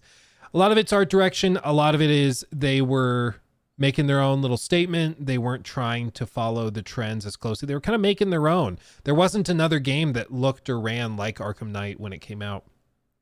And it still is a phenomenal game even to this day. I think it's too bad that such talent has been wasted. Like, the people that did this are still out there working in the industry. They're somewhere. I don't think they're at Rocksteady anymore, unfortunately, but this is we're capable of doing this. This is possible. Okay. We could do this. Arkham Knight, part of the reason people are like, oh, well, if it's this good, why didn't it get more praise when it launched? For one, because it was super hella broken at launch on, I think it was PC. The PC port was utterly atrocious. It was really, really bad. They didn't develop it. They handed it off to, I think, Iron Galaxies to do, and it was just a mess. So that was one part of it. Second part, the Batman tank stuff absolutely tanks the pacing of the game. And you can tell they developed this tank and we're like, okay, this is cool. How do we use it in the game more? Because we spent so much time and money developing this, we got to put it everywhere. And so the big final encounter is mostly a tank fight. And it doesn't even make sense. Like, at one point there is dialogue from the Arkham Knight where he's like, and I bet you're wondering why I didn't just put people into the tanks or into my android, whatever he calls them, to take you down since you're afraid of killing. But I didn't do that because that would have been just too easy. It's like your supervillain enemy, the villain of this game, openly describes how he could just beat Batman. Just have him swarmed with these bots, these tanks, and if Batman can't kill people, he can't blow up the other tanks. So you'll just beat him and you win, which is the goal, right? And he's like, no, but that would be too easy. It's very contrived. It's very stupid.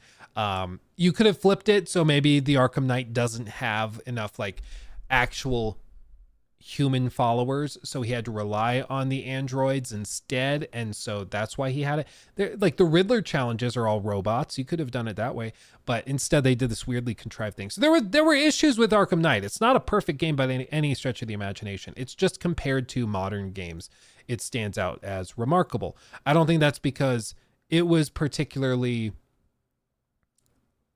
I think that's more because modern games from these studios have been so bad that this game seems like a 10 out of 10 in comparison. But when you look back on it in 2015 compared to the other games releasing in that era, it had problems that were worth calling out. But I do think that expectations have been kind of shaken, in the last few years. The other one he posted, Synth Potato posted, was of course screenshots of Red Dead 2. This is a game that ran on the PlayStation 4. This ran on 2013 hardware and looked like this. It was both technologically stunning and also artistically stunning. It's phenomenal. What's happened in the last 6 years? 6 years have gone by. Yeah, it ran on the base Xbox One. You could play this on your cable box. You could play this on your cable box multimedia device. You could do it. And nothing else is quite on this level. I mean, it's what you typically see with Rockstar games is they release something and then 5, 6, 7 years later, everybody else starts to catch up to the same technological level and same fidelity levels. Maybe they don't do the simulation as well, but I remember with GTA 5, there was the thing where Michael could walk into the ocean up to his chest and then walk back out of the ocean on the beach, and his shirt would be wet to the level he walked up to. And that was brain melting. I mean, the idea that you could do that. And then later, other studios were able to do that and pull that off. Naughty Dog was able to do that, for example.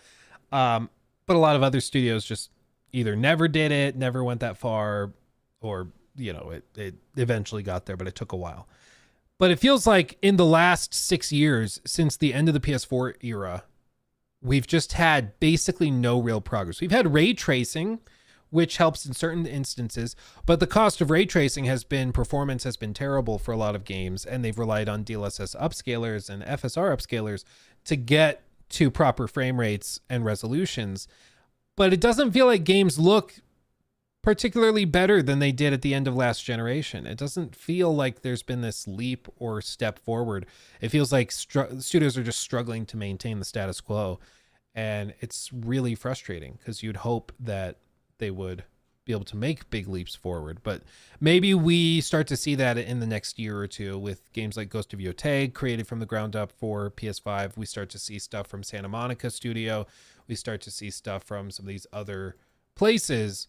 And maybe that's when they start to be able to stand out more and take big leaps forward. For example, like we just got this.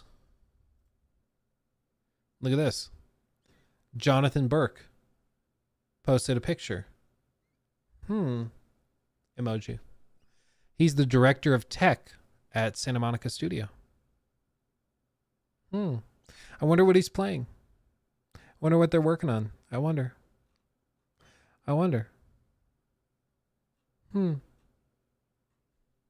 Can't wait. But I think we're going to be finding out some stuff relatively soon. I think we're on our way.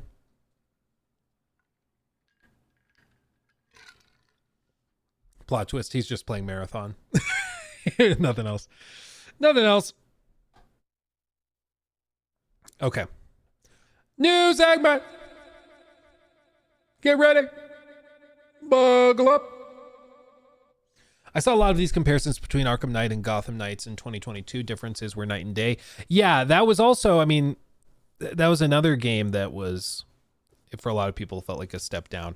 I don't think Arkham Knight is the fairest comparison to Gotham Knights, though. I think the fairest would be Arkham Origins, because that was the previous game that team did, Warner Brothers Montreal.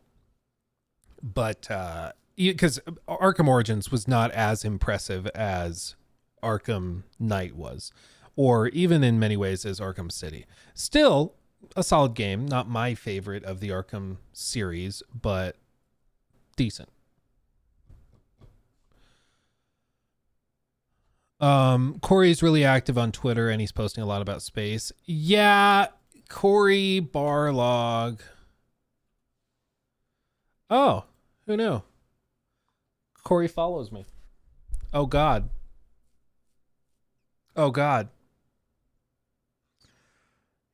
The stakes have never been higher. Isn't this funny that this is God of War? This is how it started. Just all out on a whiteboard. How fun is that? Yeah, he's posting a lot of like very cryptic stuff. Still no sleep. Oh well, why not? Watching The Matrix. Watching Alien. Just like him, anxious, stressed, and socially awkward. Retweeted Black Hole. There has to be life on one of these dots. So a lot of people think that he's working on like some sort of like sci-fi game, that's their next game. I don't know. It's very interesting though. Whole devil's pot of tea. I don't know what that means. Is that a reference to something? Whole devil's pot of tea. Mulan from 2008.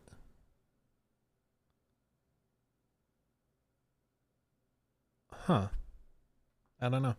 But lots of little references, cryptic tweets. Think we'll find out something soon. I'm hopeful. Because I'm hungry. Tell you what. Okay. Let's talk about this. News segment. Marathon playtests revealed by Bungie and creators as 2025 launch looms. This is what I mentioned earlier. Oh my God, what is this banner? Jesus Christ, that was bad. This is what surprised me. There were a lot of people that went to this playtest that were allowed to tweet about it. Scaro, I'm not familiar with his content, but it looks like he's a Destiny focused creator, I think. So Destiny focused creator. The other guy we saw previously was a Tarkov creator, predominantly. So it seems interesting that they're targeting those guys. Of course, it makes sense to bring like fans, to bring Destiny fans, but to also bring over Tarkov fans is intriguing. It's interesting. And then of course they have this whole prop set up. It's interesting. There's been a number of these tests, these play tests from creators. They're not bringing out the big guys because they're really expensive. And I outlined in a previous thing, I think stream on Friday, I broke down why they can't. It doesn't make financial sense, I think, to bring out some of the big creators. It makes more sense to bring out the smaller guys who will give them very valuable feedback and are very in tune with the community. And then bring out the bigger guys later when you want to market it. Like bring out Shroud later when the game's like done. Right now, not that important to get the big guys out there. But they're bringing these guys and they're asking them for feedback. They're playing the game for a while. I've been at Bungie playtesting and giving feedback about Marathon for the last few days. So out there for days, multiple days to talk about it. And I think this is good. I think it's good. To be clear, you are taking audience feedback and trying to work on it and grow from it. I think that's a very good thing. I know that there's been many games in the last few years that have taken creator feedback and have invited people out to play test stuff and either taken the advice or not. There's been stories of like Call of Duty devs asking people to come and play test and get feedback, but they typically keep that stuff hush hush. Like you sign NDAs and these creators aren't ever allowed to talk about it. But with Marathon, they're being very open about it, saying, no, we are doing this and we're proud that we're doing this. So we're going to tell you all about it. And I think that that is a good way to do it. We still have not heard an announcement about it yet, but we do know that they are ramping up these play tests and bringing a lot more people. Who exactly went? I've seen Tarkov players, Destiny players, Halo players, Rainbow Six Siege players, Apex Legends players, Deadlock players. I even saw a guy who appears to main Sea of Thieves. Why not? Yeah, why not indeed? I mean, if your goal is to just become like, to try and appeal to a wide swath of people, it can't hurt to just get a ton of different perspectives. It's interesting because we know that it's an extraction shooter. And we know that, of course, it's from Bungie. So it makes sense to have Tarkov players and Destiny players. I don't think I've seen anybody that was like a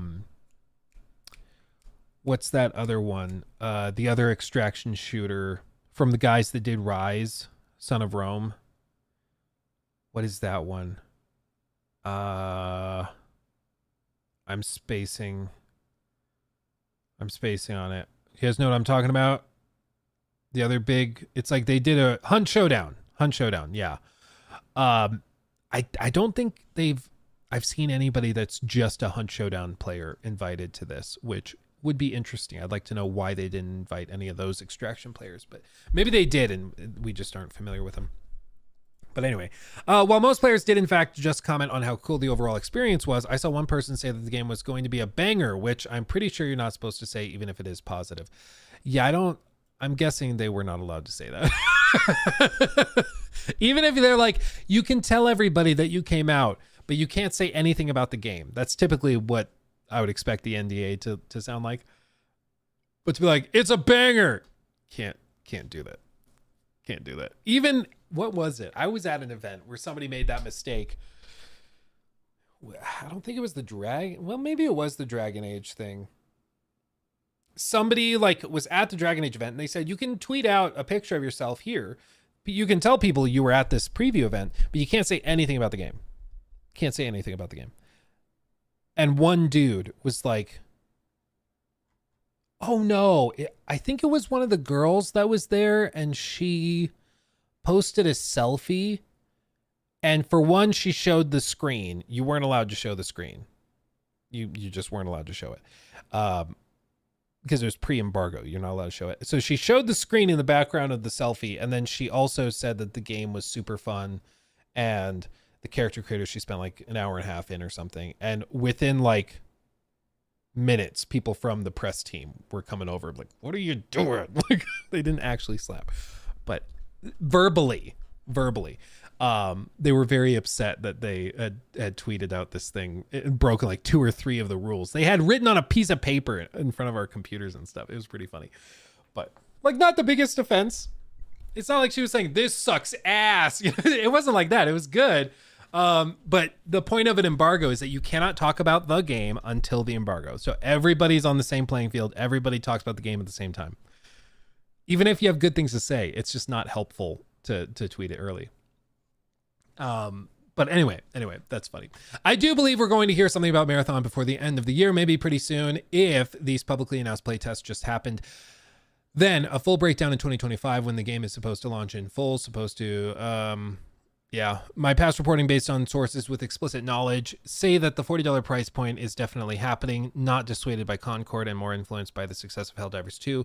The hero idea appears to be most similar to Apex Legends, characters with unique personalities and abilities, but obviously gear for the extraction game will be picked up around the map. Okay.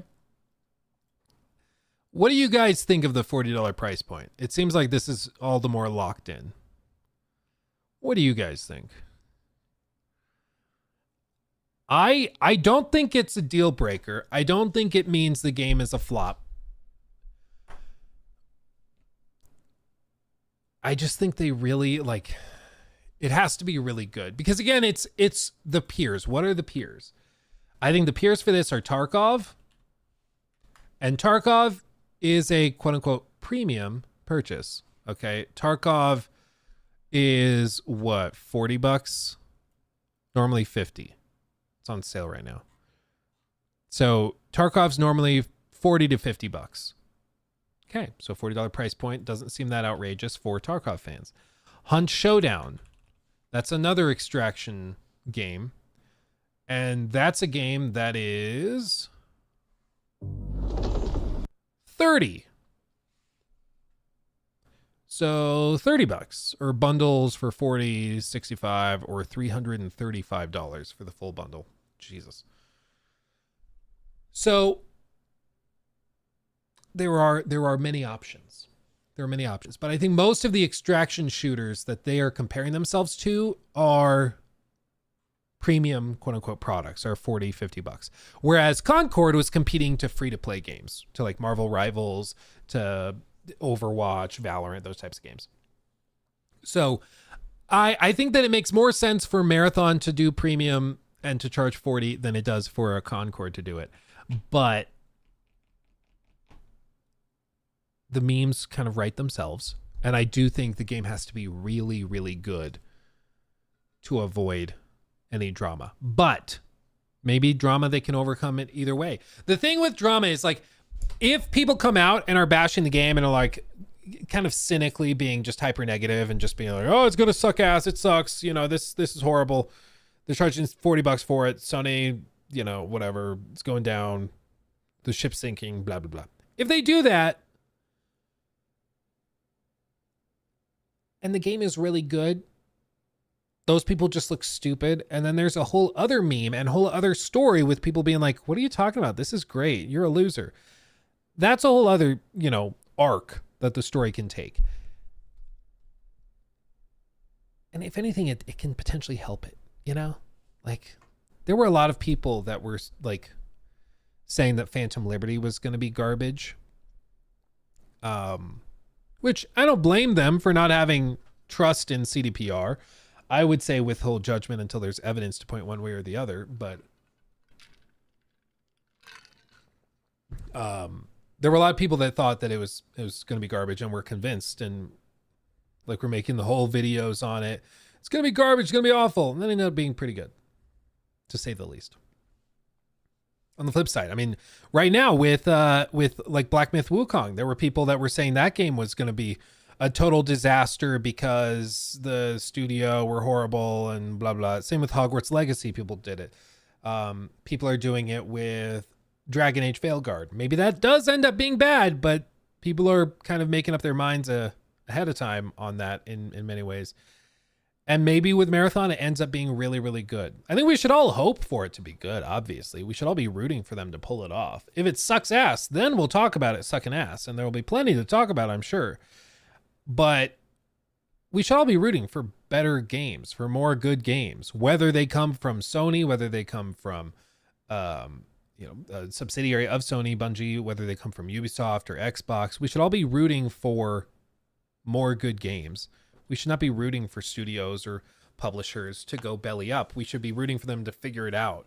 And I hope Bungie figures their crap out, because they've got a lot of talented people, obviously, but they have not been able to pull it together. So hopefully they do. Hopefully. Fingers crossed. I guess time will tell. But they're doing preview events. They are letting people try it. It's obviously a huge, huge risk to be launching a brand new multiplayer IP in the current market, though Marathon has a better shot than most with Bungie's shooter mechanics that are still some of the industry's best, and a really eye-catching aesthetic, which was the main thing Concord struggled with. How a AAA extraction game lands in a market mainly relegated to Tarkov remains unclear, and if this is also what is effectively a new IP to most players, given that the original Marathon released in 1994, before most of the game's new target audience was born. Probably many of these playtesters too. Yeah, for real. That's before I was born. Yes, I am a baby. I have not secretly played the game. I only know what I hear, and that is that Marathon is make or break for a beleaguered Bungie, though they did say that about Destiny's The Final Shape as well. As good as that expansion was, layoffs still followed. I hope they can score a win this time, though I have my doubts about a full 2025 release being in the cards. We'll see. I wonder what he knows. He's saying he still has his doubts, which if he has all these behind the scenes connections, I would assume he knows the state of the game and how it is. So I'm wondering what the state of the game is that he's aware of.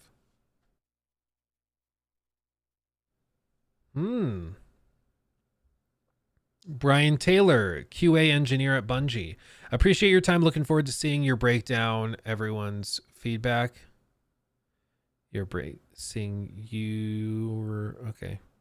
Does that mean they're going to be allowed to talk about it? I don't know. Tocom said, I barely use this. It's runner team lead at Bungie. Had a great time chatting with y'all. Some hype moments too. Thanks for spending time with us this week, man. Pleasure was all mine. Thank you for coming by. Much love. Global community lead for Destiny 2. Seeing you in passing. Thanks for coming to hang out. Supervisor at Bungie. Jesus Christ. Nepster says, Jesus, you look terrible. Remember to love yourself, man. What? That's one of those, like, what would we call those? Compassion trolls or something, when they're like, man, you really seem to not be doing great. Remember to take some time. Love yourself, man. So it's a troll, but they're acting like they love you or are looking out for you. That's so funny. That's pretty funny, honestly. That's pretty funny. Oh no, do I have a nosebleed? I do. Bungie actually made me start bleeding. Hold on. Jesus Christ.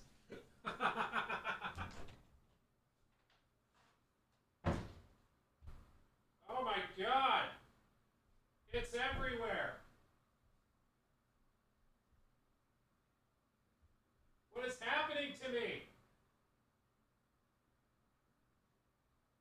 It won't stop.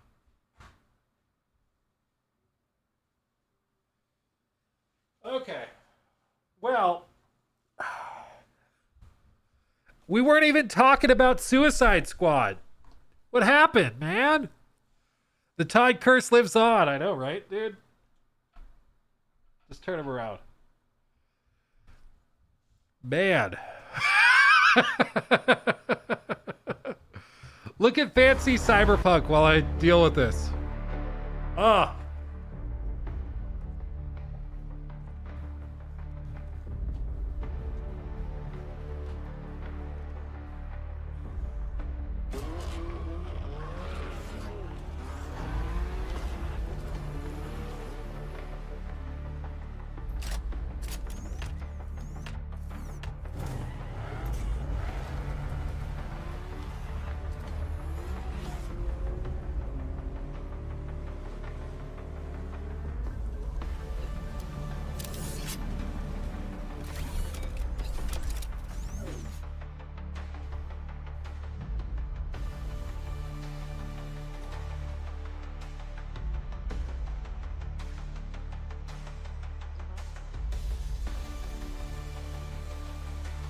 Okay. Why can't that happen when I'm talking about something funny? Like, come on, man. For real. How funny would that have been if I'm just talking, like we're watching the new trailer for the next character in Suicide Squad and then my nose just starts bleeding? Like, that would be so priceless, man. Of course, right as we're talking about like the buddy troll being like, get yourself, help yourself, man. You look terrible. Show yourself some love. My nose starts bleeding. Like my brain is giving up. That's so funny. Oh, man. Dude, when your nose started bleeding and you were shouting from the other room, it felt like a sitcom. Generally made me laugh. Hope you're okay, man. Yeah, I'm doing okay. I'll make it. I don't know why. It's not like it's particularly dry here or anything. Apparently my brain is melting and trying to escape. That's pretty funny. Black, thank you for subbing with Prime, by the way, over on Twitch. Imzuridan, thank you. Sorry if I'm off topic, but I wanted to know your thoughts on the upcoming Arkham Shadows game. So far, I'm honestly impressed with how they translated the Arkham formula for VR. It does look really good. I mean, obviously, it's not for like old school classic fans of the Arkham games. Those fans will probably be like, I don't know, it's a VR game. It's not for everybody. But as somebody that likes VR, I got my VR headset just down there, Oculus Quest 3. I really do... I think it looks awesome. I think it's great. So I'm excited for it. Won't be for everybody, but I think it looks good. Anyway. Was that green blood lizard man? I wish. That'd be cool.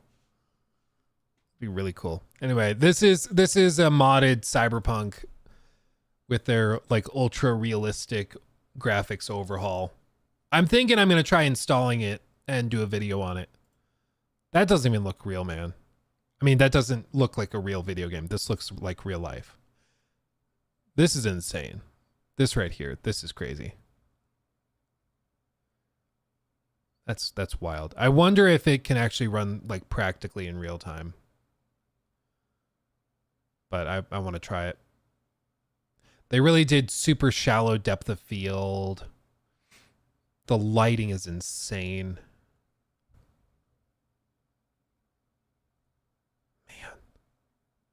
It looks so good. Vehicles especially. So I think I'm going to try that for a video. I'm going to try doing a graphics overhaul and just go like, I tried photorealistic cyberpunk. Look at it and weep. Oh, man. It's too shiny. It is very shiny. That's the thing is like, just because something looks photorealistic and looks very graphically impressive does not necessarily mean it would be fun to play. That's the difference, okay? It is not a given that just because it looks good, it will therefore be fun or work, you know? Doesn't follow. Will your PC run it? If my PC can't run it, I don't think there is a PC that could.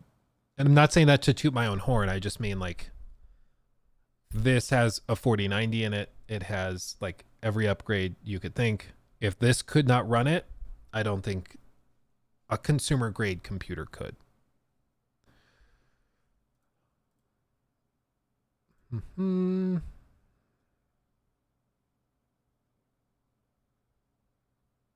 Oh, dude, shout out, by the way. Our video on how Starfield can't be fixed, according to modders, that is almost at 1 million.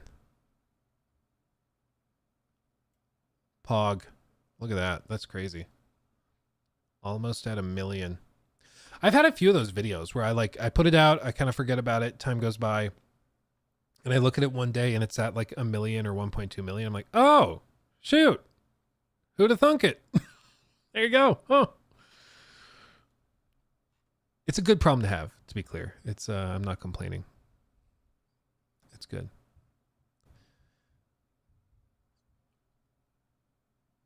Dude, YouTube knows me. You look at this recommended feed. Okay, some good videos. Bro had the balls to say this Batman. Okay, that's probably funny. Batman makes a good point. What's this about? Zas will be rehabilitated eventually. These things just take time. This patient will be hard to cure. What do you base that opinion on?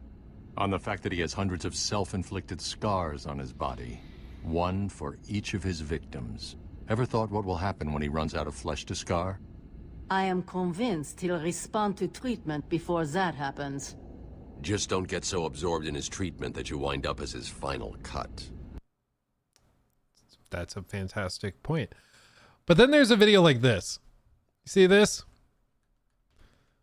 The most boring video ever made. A Microsoft Word tutorial from 1989 that is 2 hours long. New product. In fact, the singing group, the Monkees, went around here not too long ago. You may have noticed there were only 3 of them instead of 4. Michael Nesmith. As I pull down this file menu, you will notice that the word hope does not appear. You will also notice that there is no such thing as Command M for miracle. The document, all the computer, I guess, fools you a little bit, and that is as you're typing along and you see all the different words on the screen, you think it's remembering it, and it isn't remembering anything. Remember that the computer will only save a document when you tell it to save that document. As far as 3 to 4 inch, there are 4 boxes. 1, 2, 3, and 4.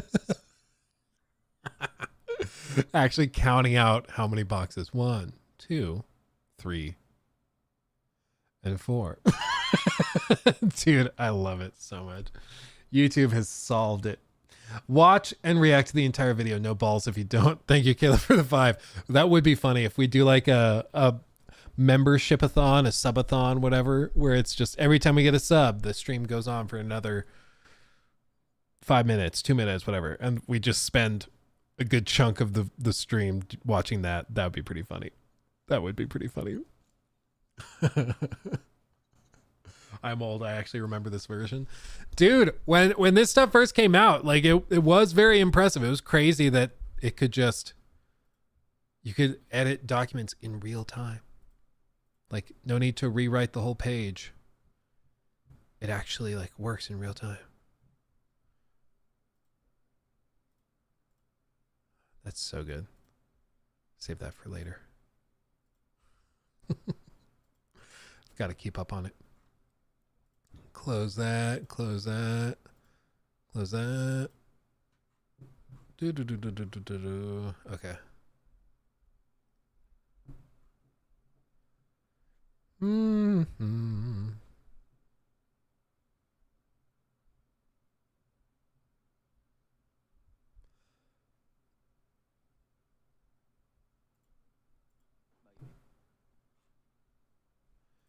Okay. Should we do this segment? Should we do should we do this? Jacob, you can call this the downgrade of Ubisoft faces or Ubisoft animations. Let's see this. So, it's been said many times that there has been sort of a downgrade in the quality of a lot of AAA games recently. It feels like studios are really struggling to hit the bars that they were hitting a decade ago in a lot of ways, like even comparisons studio to studio, whether it's Arkham Knight to Suicide Squad or even like Fallout 4 to Starfield in certain ways. It feels like there are some, not just graphical, but also artistic differences, performance differences that are pretty stark. And one of the companies that gets the brunt of a lot of this criticism is Ubisoft, of course. And they point to games like Star Wars Outlaws, and then we'll compare them to games from years ago, and it feels like there's a big gap.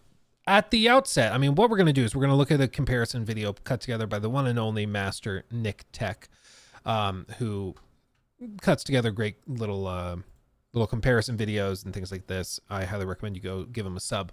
But we're going to look at this, and I want to say at the outset that there are often some, like, I don't know if excuses is the right term, but there are some things people will point to as reasons why it might be like that. And I don't think they're always, I think they're fair in some contexts, but not necessarily in this one. So for example, people will point to differences in engines. What we're going to see in this video are comparisons between like Assassin's Creed Unity and Star Wars Outlaws. Okay. Star Wars Outlaws runs in the Snowdrop engine. Snowdrop. And it's like Star Wars Outlaws is a very graphically impressive game in a lot of ways, with like the environments, with foliage, that type of thing. Facial animations are not one of its strengths at all, and it's pretty clear when we start watching these clips.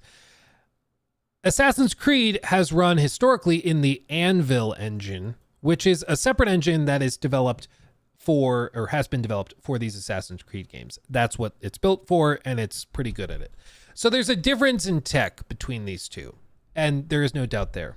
Where I think the great equalizer is, though, and why I think this comparison ends up being fair, is, for one, it's from the same publisher, and two, these games are a decade apart. After 10 years, I don't think you get to claim that your engine just can't keep up. Especially when you're making games in similar genres, roughly. Like, you have had the ability to give a team of engineers years to port some of these tools over. And so you've got to, like, I just think that is a fair comparison at that point. After a certain amount of time, I think it's fair to compare the two. So people will compare the engines and be like, well, there's the difference. Same thing with like the teams. People will say that the teams are different, and therefore, because this game was made by team A and then this game was made by team B, it's a different talent set, so it's not necessarily fair. Again, we're talking about Ubisoft. It's the same publisher, and it's a publisher, but they own the studios. So it's like Xbox Studios or PlayStation Studios. You know, they can share tech, they can share things across different studios and resources across different studios, and they do actively. So I think that it, again, is a fair comparison, especially because we're talking about a decade between these two. Any tech that was impressive in Unity should be able to be ported in some way or another, either to Snowdrop or into some other tool set that can be ported into Snowdrop from there. So I think that these comparisons are fair. And whether or not technologically they are fair, as we've said 1,000 times on this channel, perception is the reality you have to deal with. If the perception of your customers is that your games have been degraded over time, that's the perception you have to deal with. That's the perception you have to deal with. Even if you can counter and say, well, factually, we've made big strides. We've got more polygons on screen at any given moment. We've got higher resolution being rendered out. We've got better simulation. We have more NPCs simulated at one time. All of that's great. But if the gamer, if the consumer at the end of the day doesn't realize that or doesn't feel it, it doesn't matter. It just doesn't. If I'm playing a game that's a big open world game, and you tell me, well, we have 50,000 NPCs simulating their daily routines right now in the game while you're playing. 50,000 NPCs are simulated going around the world, doing their daily activities, going to shops, going to their jobs, whatever. That's all cool. But if you tell me that they live in an underground city and I can't see them, it doesn't mean anything. It effectively is like that's not happening. Even if it is, even if factually something really impressive is happening, it doesn't matter if, as the consumer, as the person that bought the game, as the gamer, it doesn't matter if I don't feel it, if it doesn't have an impact on me. Because again, my perception is the reality that you have to deal with. And in this case, the reality, the perception is that Ubisoft has downgraded a lot of these different technologies that they had figured out years ago. Even if there are legitimate excuses or legitimate reasons for it, the perception is that major downgrades have been made, which makes it all the easier to justify sitting on these games and waiting for deep sales. Because why would you pay top dollar for something that feels like a downgrade from something 10 years ago? What's an off-worlder like you doing here? I'm looking for Silo Rovac. Why? You Empire? No. I heard she can rig my speeder. Silo left. We don't know where she is. Can't believe you're still protecting her after what she did. Well, I'm not. She's living cliffside, near Jaunters Hope. Not great. Now, can you still enjoy a game that has really rigid facial animations? Absolutely. I enjoy a lot of it. I mean, I just was talking earlier in the stream how my front runner for Game of the Year is Metaphor ReFantazio. That game, facial animations, never heard of it. It's It's basically a PS3 engine that was used for Persona 5 that's being used for that game even today. And so it like basically doesn't have facial animations. It has like little mouths that move, but that's about it. Game is still great. The game is still amazing. But again, when you are able to compare it to other things that this same company has done, and it's so much worse, it feels really, really, really bad. It also helps that Metaphor is phenomenal in many, many ways, but Got it. John does hope. it's the dead eyes, man. No targets unreachable. Out of the way. Move. If you can't find a weakness to exploit, make one. You've secured the cathedral? And if all other plans fail, why not sacrifice yourself for the cause, your life for his? Before Altair, that was the Levantine approach. You mean a dagger in broad daylight as I'm cut down where I stand? Sends a powerful message. I'll do it my way. Whatever you think best, assassin. Whoa.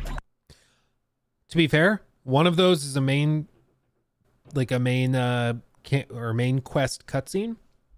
The other one was like a little side quest conversation. But again, the great equalizer. I mean, 10 years has passed. One is main story. The other is side quest. Again, 10 years, I think that levels it out. After a decade, you should be able to get your side quests at the same quality main quests were a decade ago. It's not an M. Yeah, it looks kind of stupid. Normally I draw M's like they're chiseled in. So I do like the two lines and then I connect them like that. I do A's the same way. I tried doing S's a similar way for a while, but I just don't. It looks too German, let's say. So I didn't do it with the S's, but that's a separate thing. Hi. Yeah, I need to get in.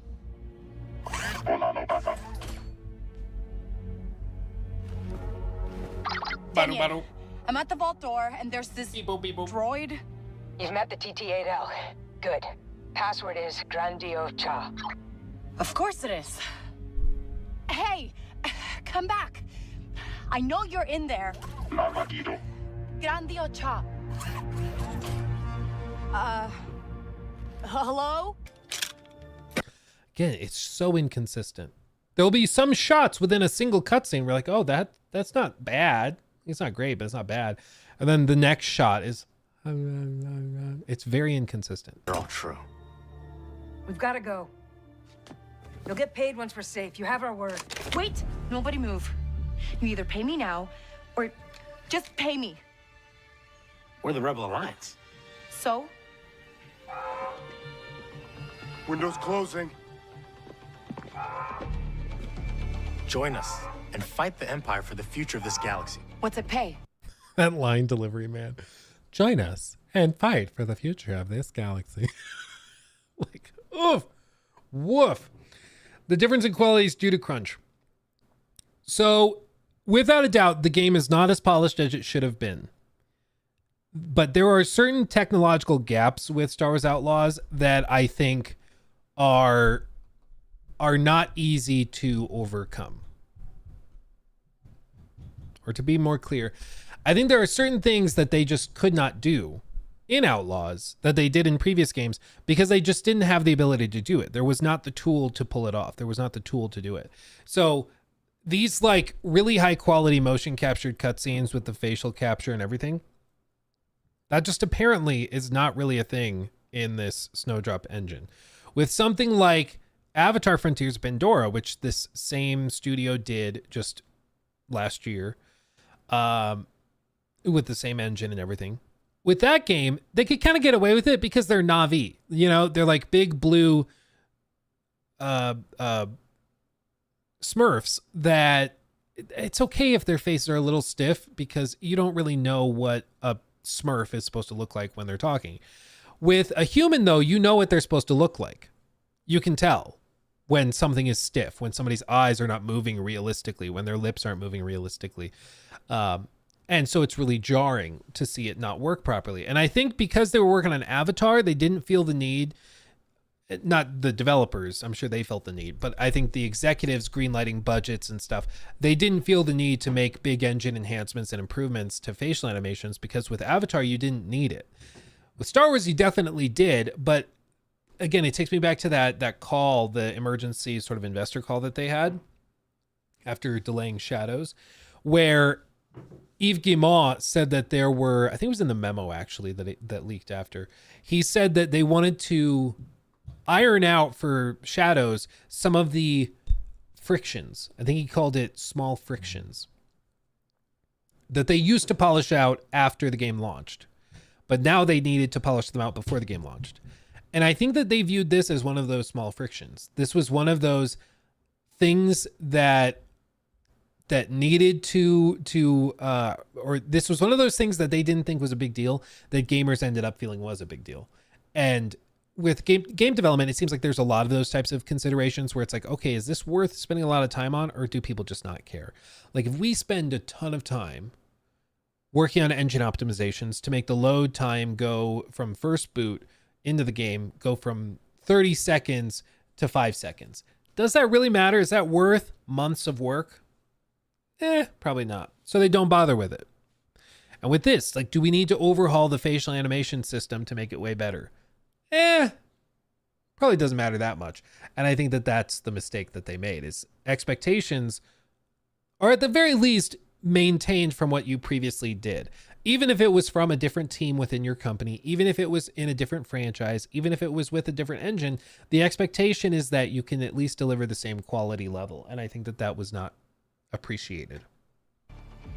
We don't have time for this. Hey, wait! You've stepped up a rung. So, any luck finding medicines here? Nothing round this spot, sadly. But there's a few wrecks yonder that ain't been scoured by nothing but crabs and coral. I'll have a look. Edward? Edward, is that you? I love flipping up the eye patch. It's so good. Dude, I miss Black Flag. Man. My goodness, the West Indies is a compact place. Hello, Bonnet. A surprise seeing you out here? I met Mr. Thatcher a month or so ago, and he offered to take me under his yardarms, so to speak. Says I must wash the hayseed from my hair before I'm a true pirate. Well, good luck to you then. Worse men have become better under Blackbeard's watch. Reason the deal even exists. I miss Black Flag so much, man. It's so good. So good.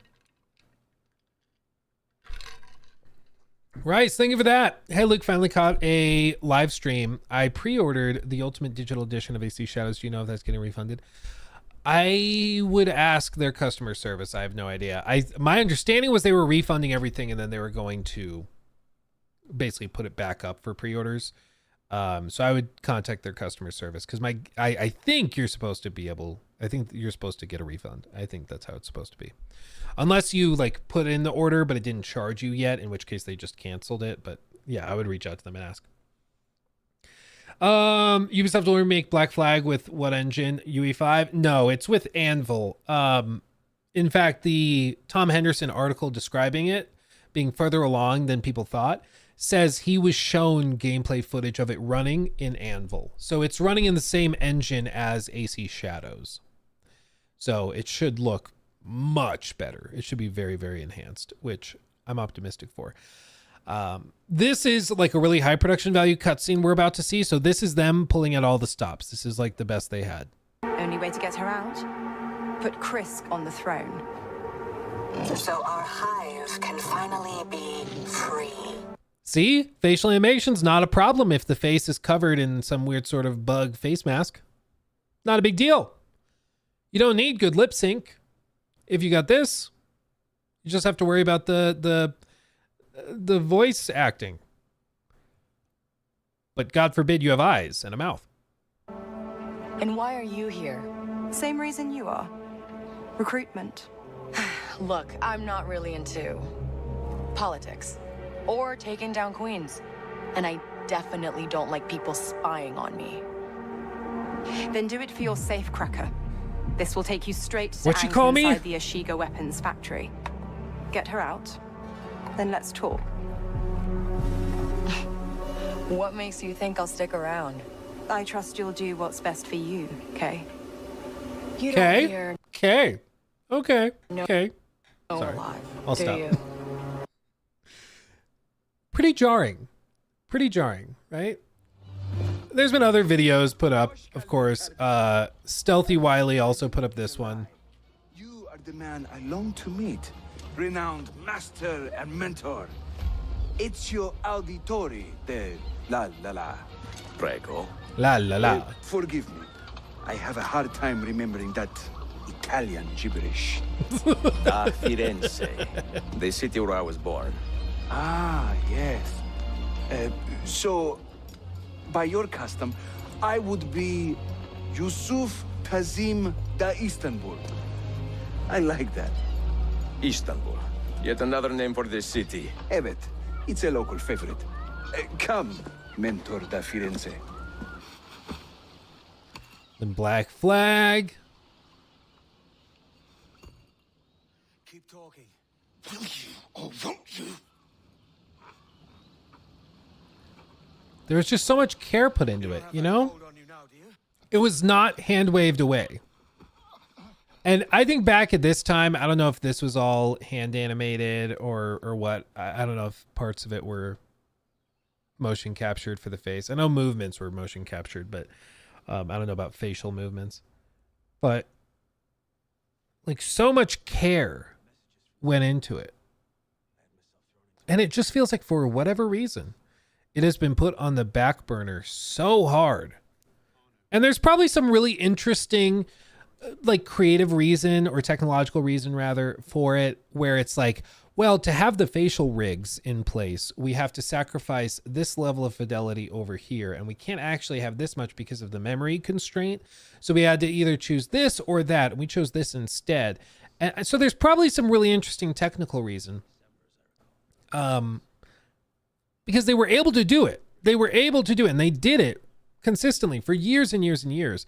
And it's just become a very, very low priority. You know, they, without a doubt, they spent more time making sure the grass in Star Wars Outlaws looked better than anything else, but they didn't put much effort into the facial animations. That was a lower priority than the foliage. Which, that's a creative or directorial choice. They chose to do that instead. And maybe it's because in the trailers, you're going to see the grass more than you'll see the facial animations. Maybe there's something like that. But like even just this, when the two characters are talking together, they're looking at each other's eyes. Imagine that. Imagine that.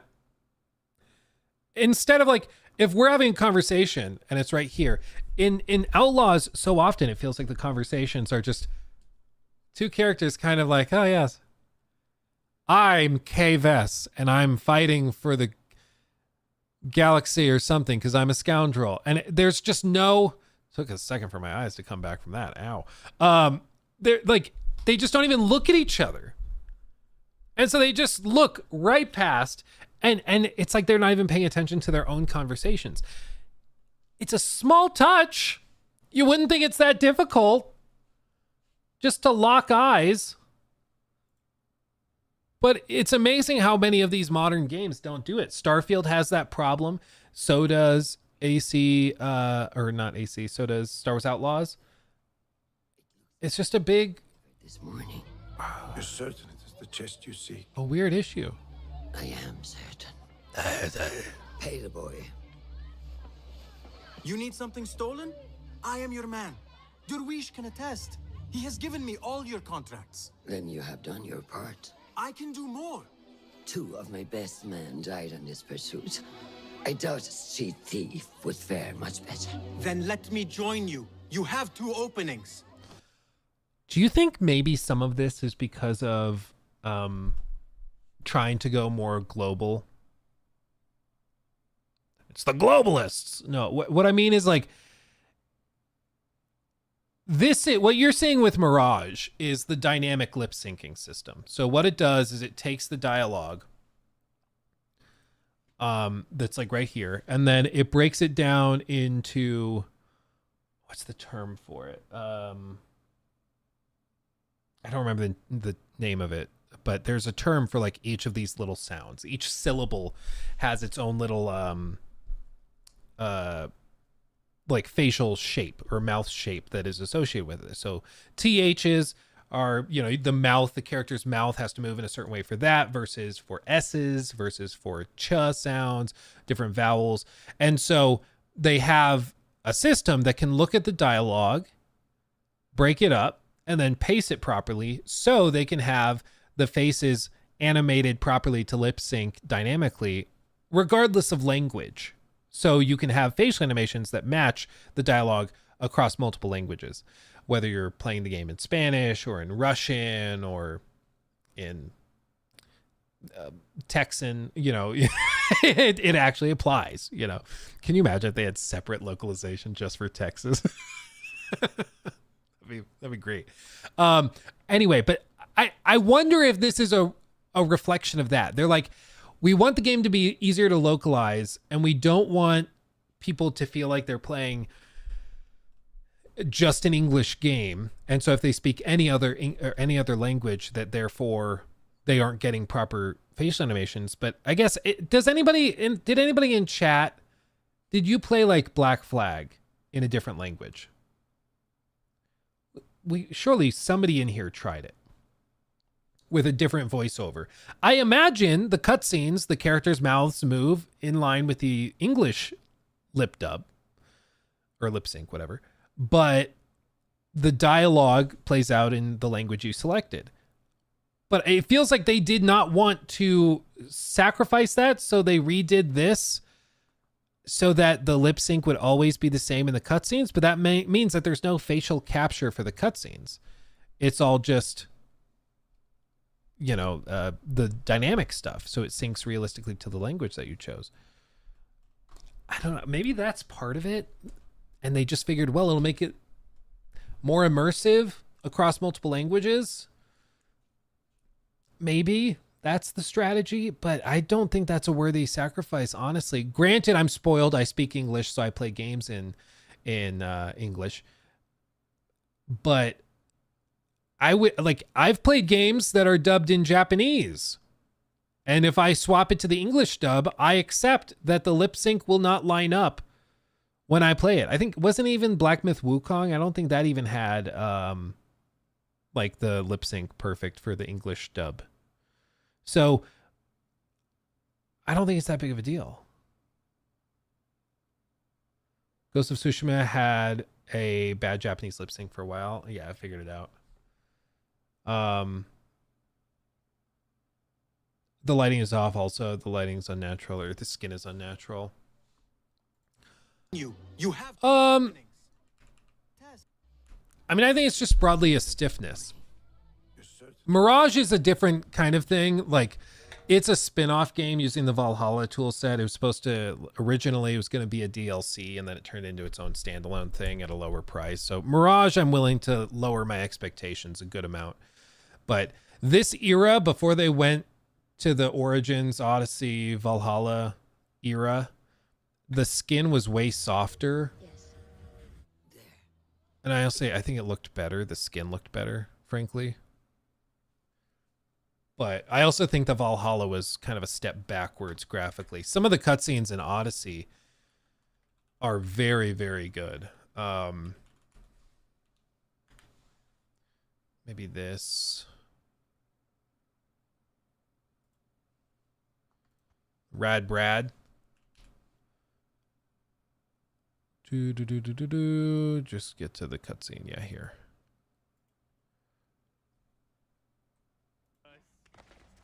I don't know how my hunter build's gonna hold up. So, like, even Odyssey had better facial animations.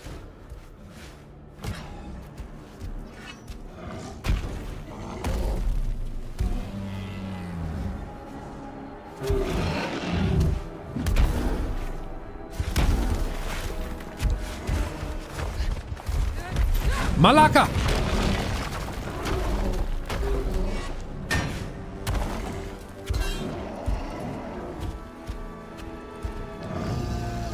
And fight! Oh my god. The Malaka's Minotaur. I told you, the Malaka's Minotaur. Man. Odyssey got so much crap when it launched, but I'm telling you what, y'all didn't know what you had. Compared to some of the stuff we get nowadays, the game is massive. It's not a great Assassin's Creed game, to be very clear, but as like an adventure fantasy RPG, it's pretty good. It's pretty good. Are you seriously complaining it doesn't have testes? Is that what we're doing now?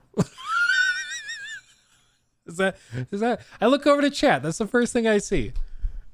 That's the first thing I see. Jesus Christ. Oh my God.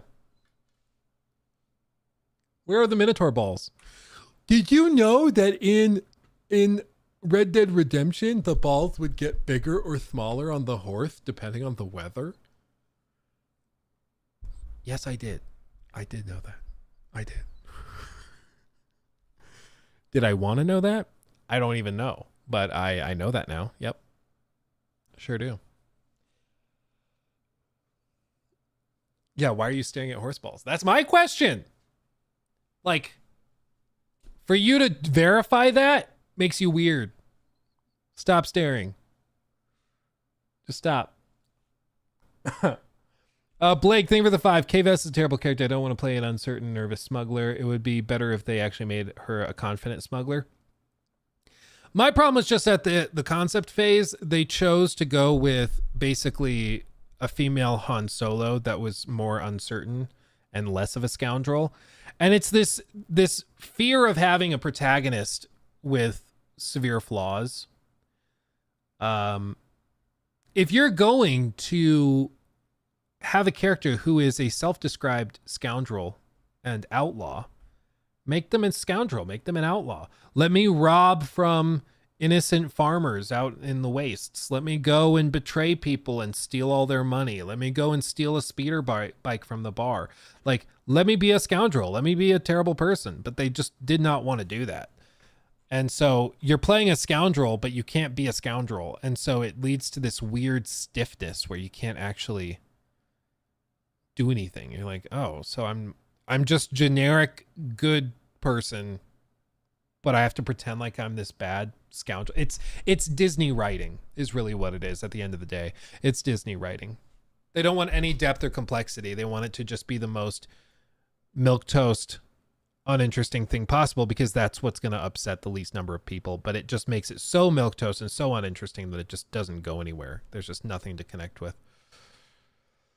But hopefully separating themselves from Disney will help them make some more bold choices. That's my hope with Shadows, with the Black Flag remake. Maybe we can get into some darker territory with stories and plot lines. I haven't seen any evidence that Shadows will have darker storylines, but I'm optimistic. I would like there to be. This is the team that did Odyssey. I'm really hoping that they pull it off. But I think Joe Raptor was telling me that the writing staff that made Odyssey's role-playing so good, they've left the studio. They're not there anymore. If I'm mistaken about that, Joe Raptor, I'm sorry. But I'm pretty sure he's the one that mentioned that on a podcast.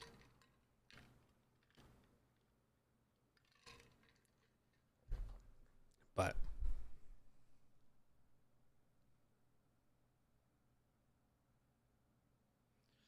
where did they go? They went to another studio. They got poached, as it were. We need an AC game in which we play like an assassin. That's what Mirage is. The whole point of the new era of Ubisoft is that they have, like, AC is so huge. It spans so many different categories for so many people. Their whole goal is to just make different games that appeal to each. They'll have the oh my God. They'll have some that are targeting. Yeah, what the hell is going on? They'll have some that target the stealth fans. They'll have some that target the open world fans. They'll have some that target multiplayer fans. And some of these games are going to spawn and cross multiples. Some of them will be open world with some stealth mechanics. Some of them will be multiplayer but open world. Some of them might be stealthy but multiplayer focused. Like, their goal is to just create games that capture different little chunks of these audiences. You know, some might be multiplayer, and so they'll have a multiplayer game available to people. And maybe not multiplayer, mobile.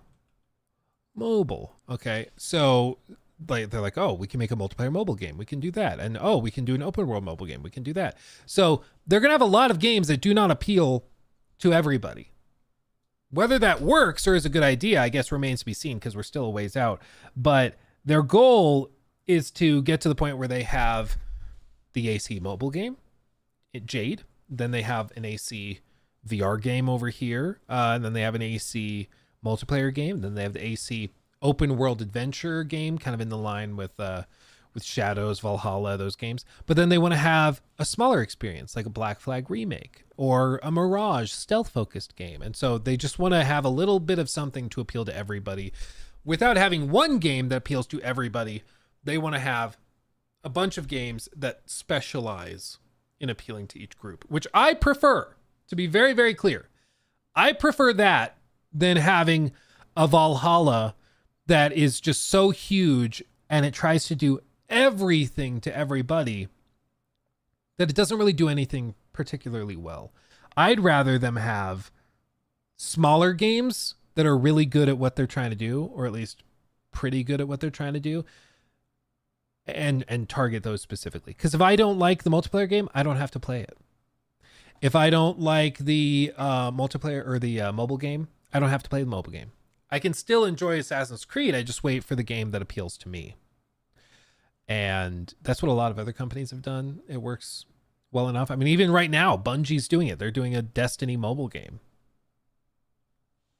Might not be for you, but at the very least, it can help them fund and bankroll some other bigger projects, you know, that maybe are more your tastes.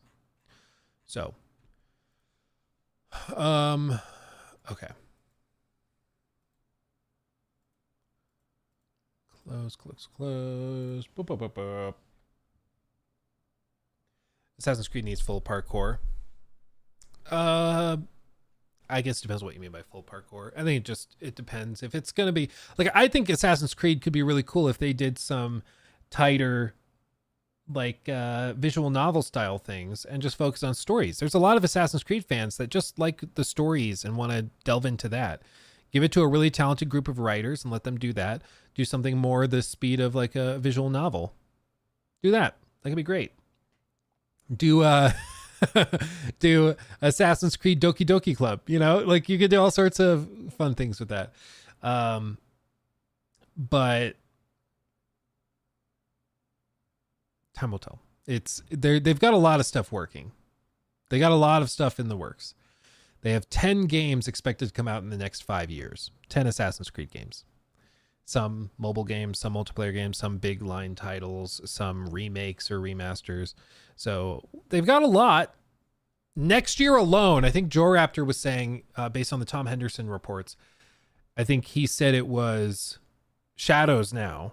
The Black Flag remake was potentially next year as well. The multiplayer game is potentially next year. And then what was the other one?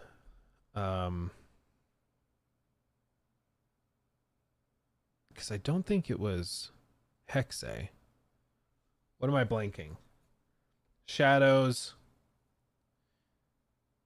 Oh, Shadows, the mobile game, Black Flag remake, and the multiplayer game. So just next year, 4 games. It's going to be a lot. Yeah, Jade is mobile. Yeah, Jade is and honestly, based on what I've seen, very impressive.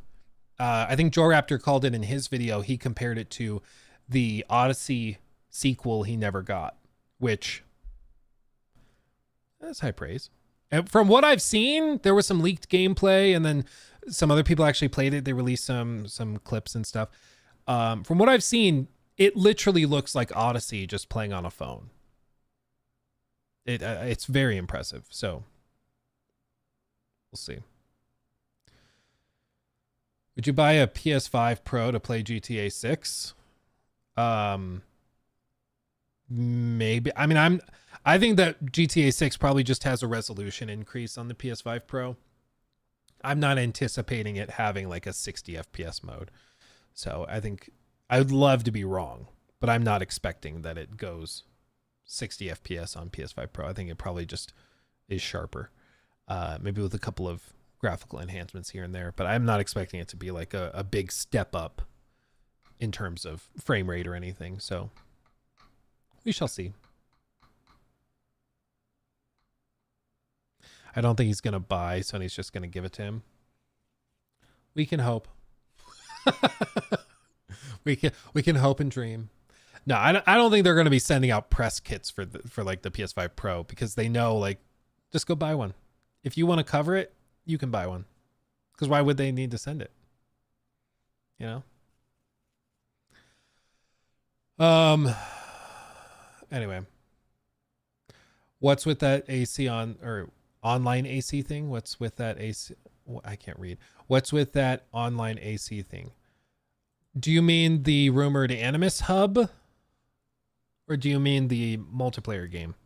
Because there's a rumored multiplayer game, and then there's the Animus Hub, AC Infinity, whatever it ends up being. And AC Infinity is supposed to be like the launcher. Think of COD HQ, where like you boot into it and then you can launch into the single player or launch into the multiplayer or Warzone, whatever, from there. But we don't really know what it looks like. I'm guessing that thing gets a total overhaul, because the Animus Hub, what was rumored from Tom Henderson was that it was going to be like a pretty hefty,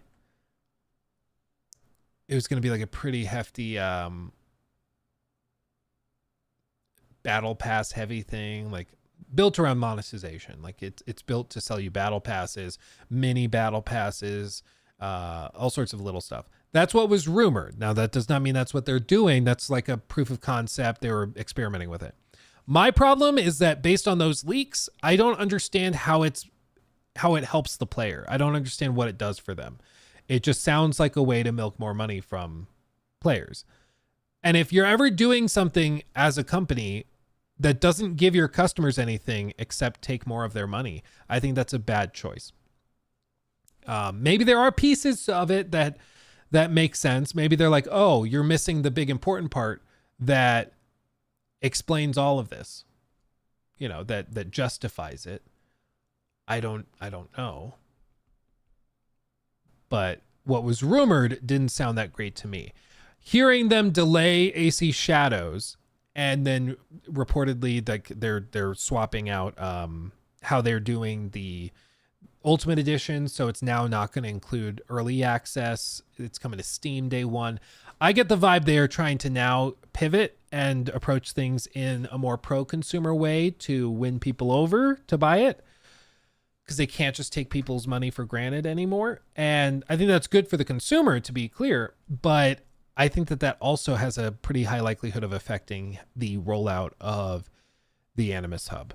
So I would not be surprised if Shadows launches and there's a lot of weird empty space in it, where you're like, this feels like where they would put a shop or where they would put a battle pass or something, but it's not there. I would not be surprised if they're cutting that stuff out right now as part of that delay, because I think they knew, or they realized, launching Shadows is already, there's going to be some people that, even if it's really good, even if the game is like really good, there's still going to be people torching it and mass downvoting and freaking out. Like, it's going to be a thing. So they knew, like, even if it is really good, it's going to receive that. If it's not really good, if it's just okay, or God forbid bad, the blowback's going to be so horrible that also having battle passes and this super ultra monetized thing at play is just going to be a giga disaster. I mean, it would be like, imagine if Concord launched with some like extra egregious monetization, if they launched with like 5 battle passes and they launched with $20 character skins day one, and they launched with $100 a year subscription service like Fallout First, and they just had all this stuff in there, and the game was that lackluster, you'd be like, this is what you spent your time working on instead of fixing the game? Like, really? So I don't think they can afford to do that. And I think they know that they can't afford that reaction, which is why they are, I speculate they might be removing some of that. Maybe they're not. Maybe they're still going to launch it with all the battle passes and just be like, see, the game's good, that's why we kept it. Maybe that's what they're doing. I guess time will tell. But my gut is telling me they're revamping a lot of the in-game store stuff. They're revamping the monetization because they want to avoid as much blowback as they can, which as a consumer is great. You're telling me that they're going to make the game more consumer friendly in reaction to blowback? Well, that's exactly the purpose of blowback, to get your point across. So sweet, as a consumer, awesome. Yeah.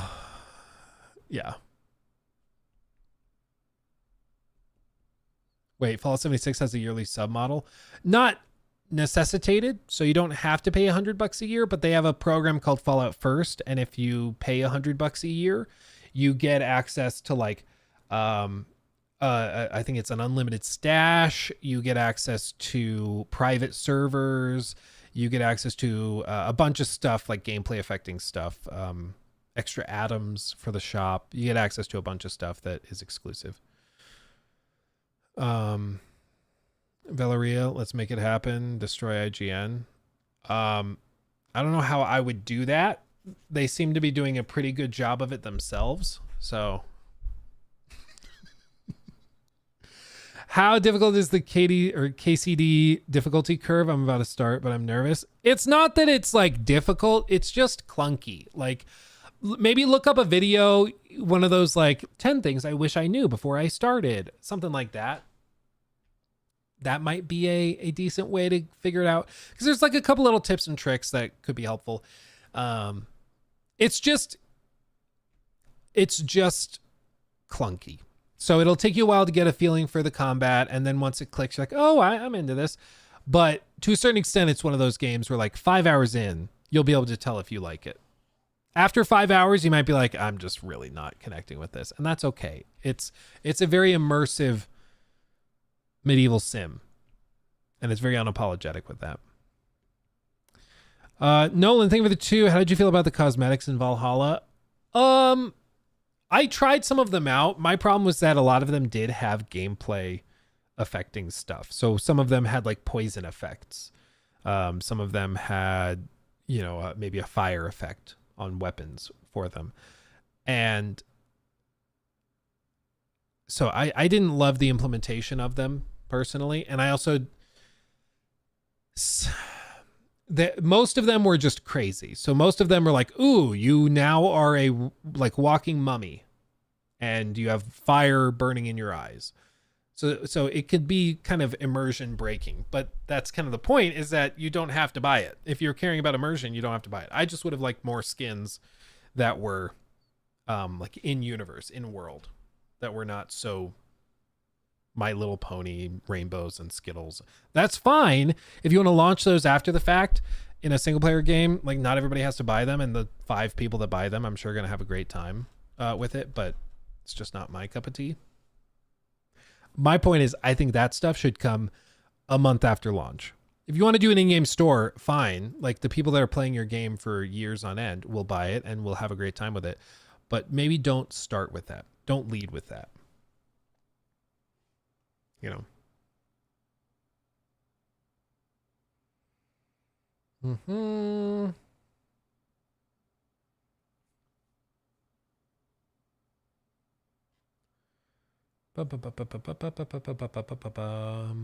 Have I played Dragon Ball? No, I have not played Dragon Ball myself. I was raised in a very sheltered house, and Dragon Ball was not something we were allowed to play. So I was not allowed to play it. So I don't have a lot of I don't have a lot of like nostalgic attachment to it, frankly. But I'm glad people are eating it up. Loving it. Yeah, don't you know Joe Raptor loves Dragon Ball? We'll have to ask him next podcast on Wednesday what he thinks of it. It'll be great. Okay, fam. I'm going to go launch the Kingdom Come Deliverance 2 video that we were sitting on waiting for YouTube to approve it. So I'm going to go launch that. I'm also going to take care of my bloody nose that keeps acting up for some reason. So I love you all desperately. You are wonderful. Love the heck out of you guys. I will see you on Wednesday, back rocking and rolling with another stream and then the podcast. And we'll keep having a great time as we eagerly await some big games later this year, okay? Much love. Stay safe. Thank you to everybody who sent in super chats, subs, memberships, all that stuff. You guys are amazing. I love you dearly. I'll see you soon. Hugs and kisses. Bye-bye. Little extra kiss for you. You earned it.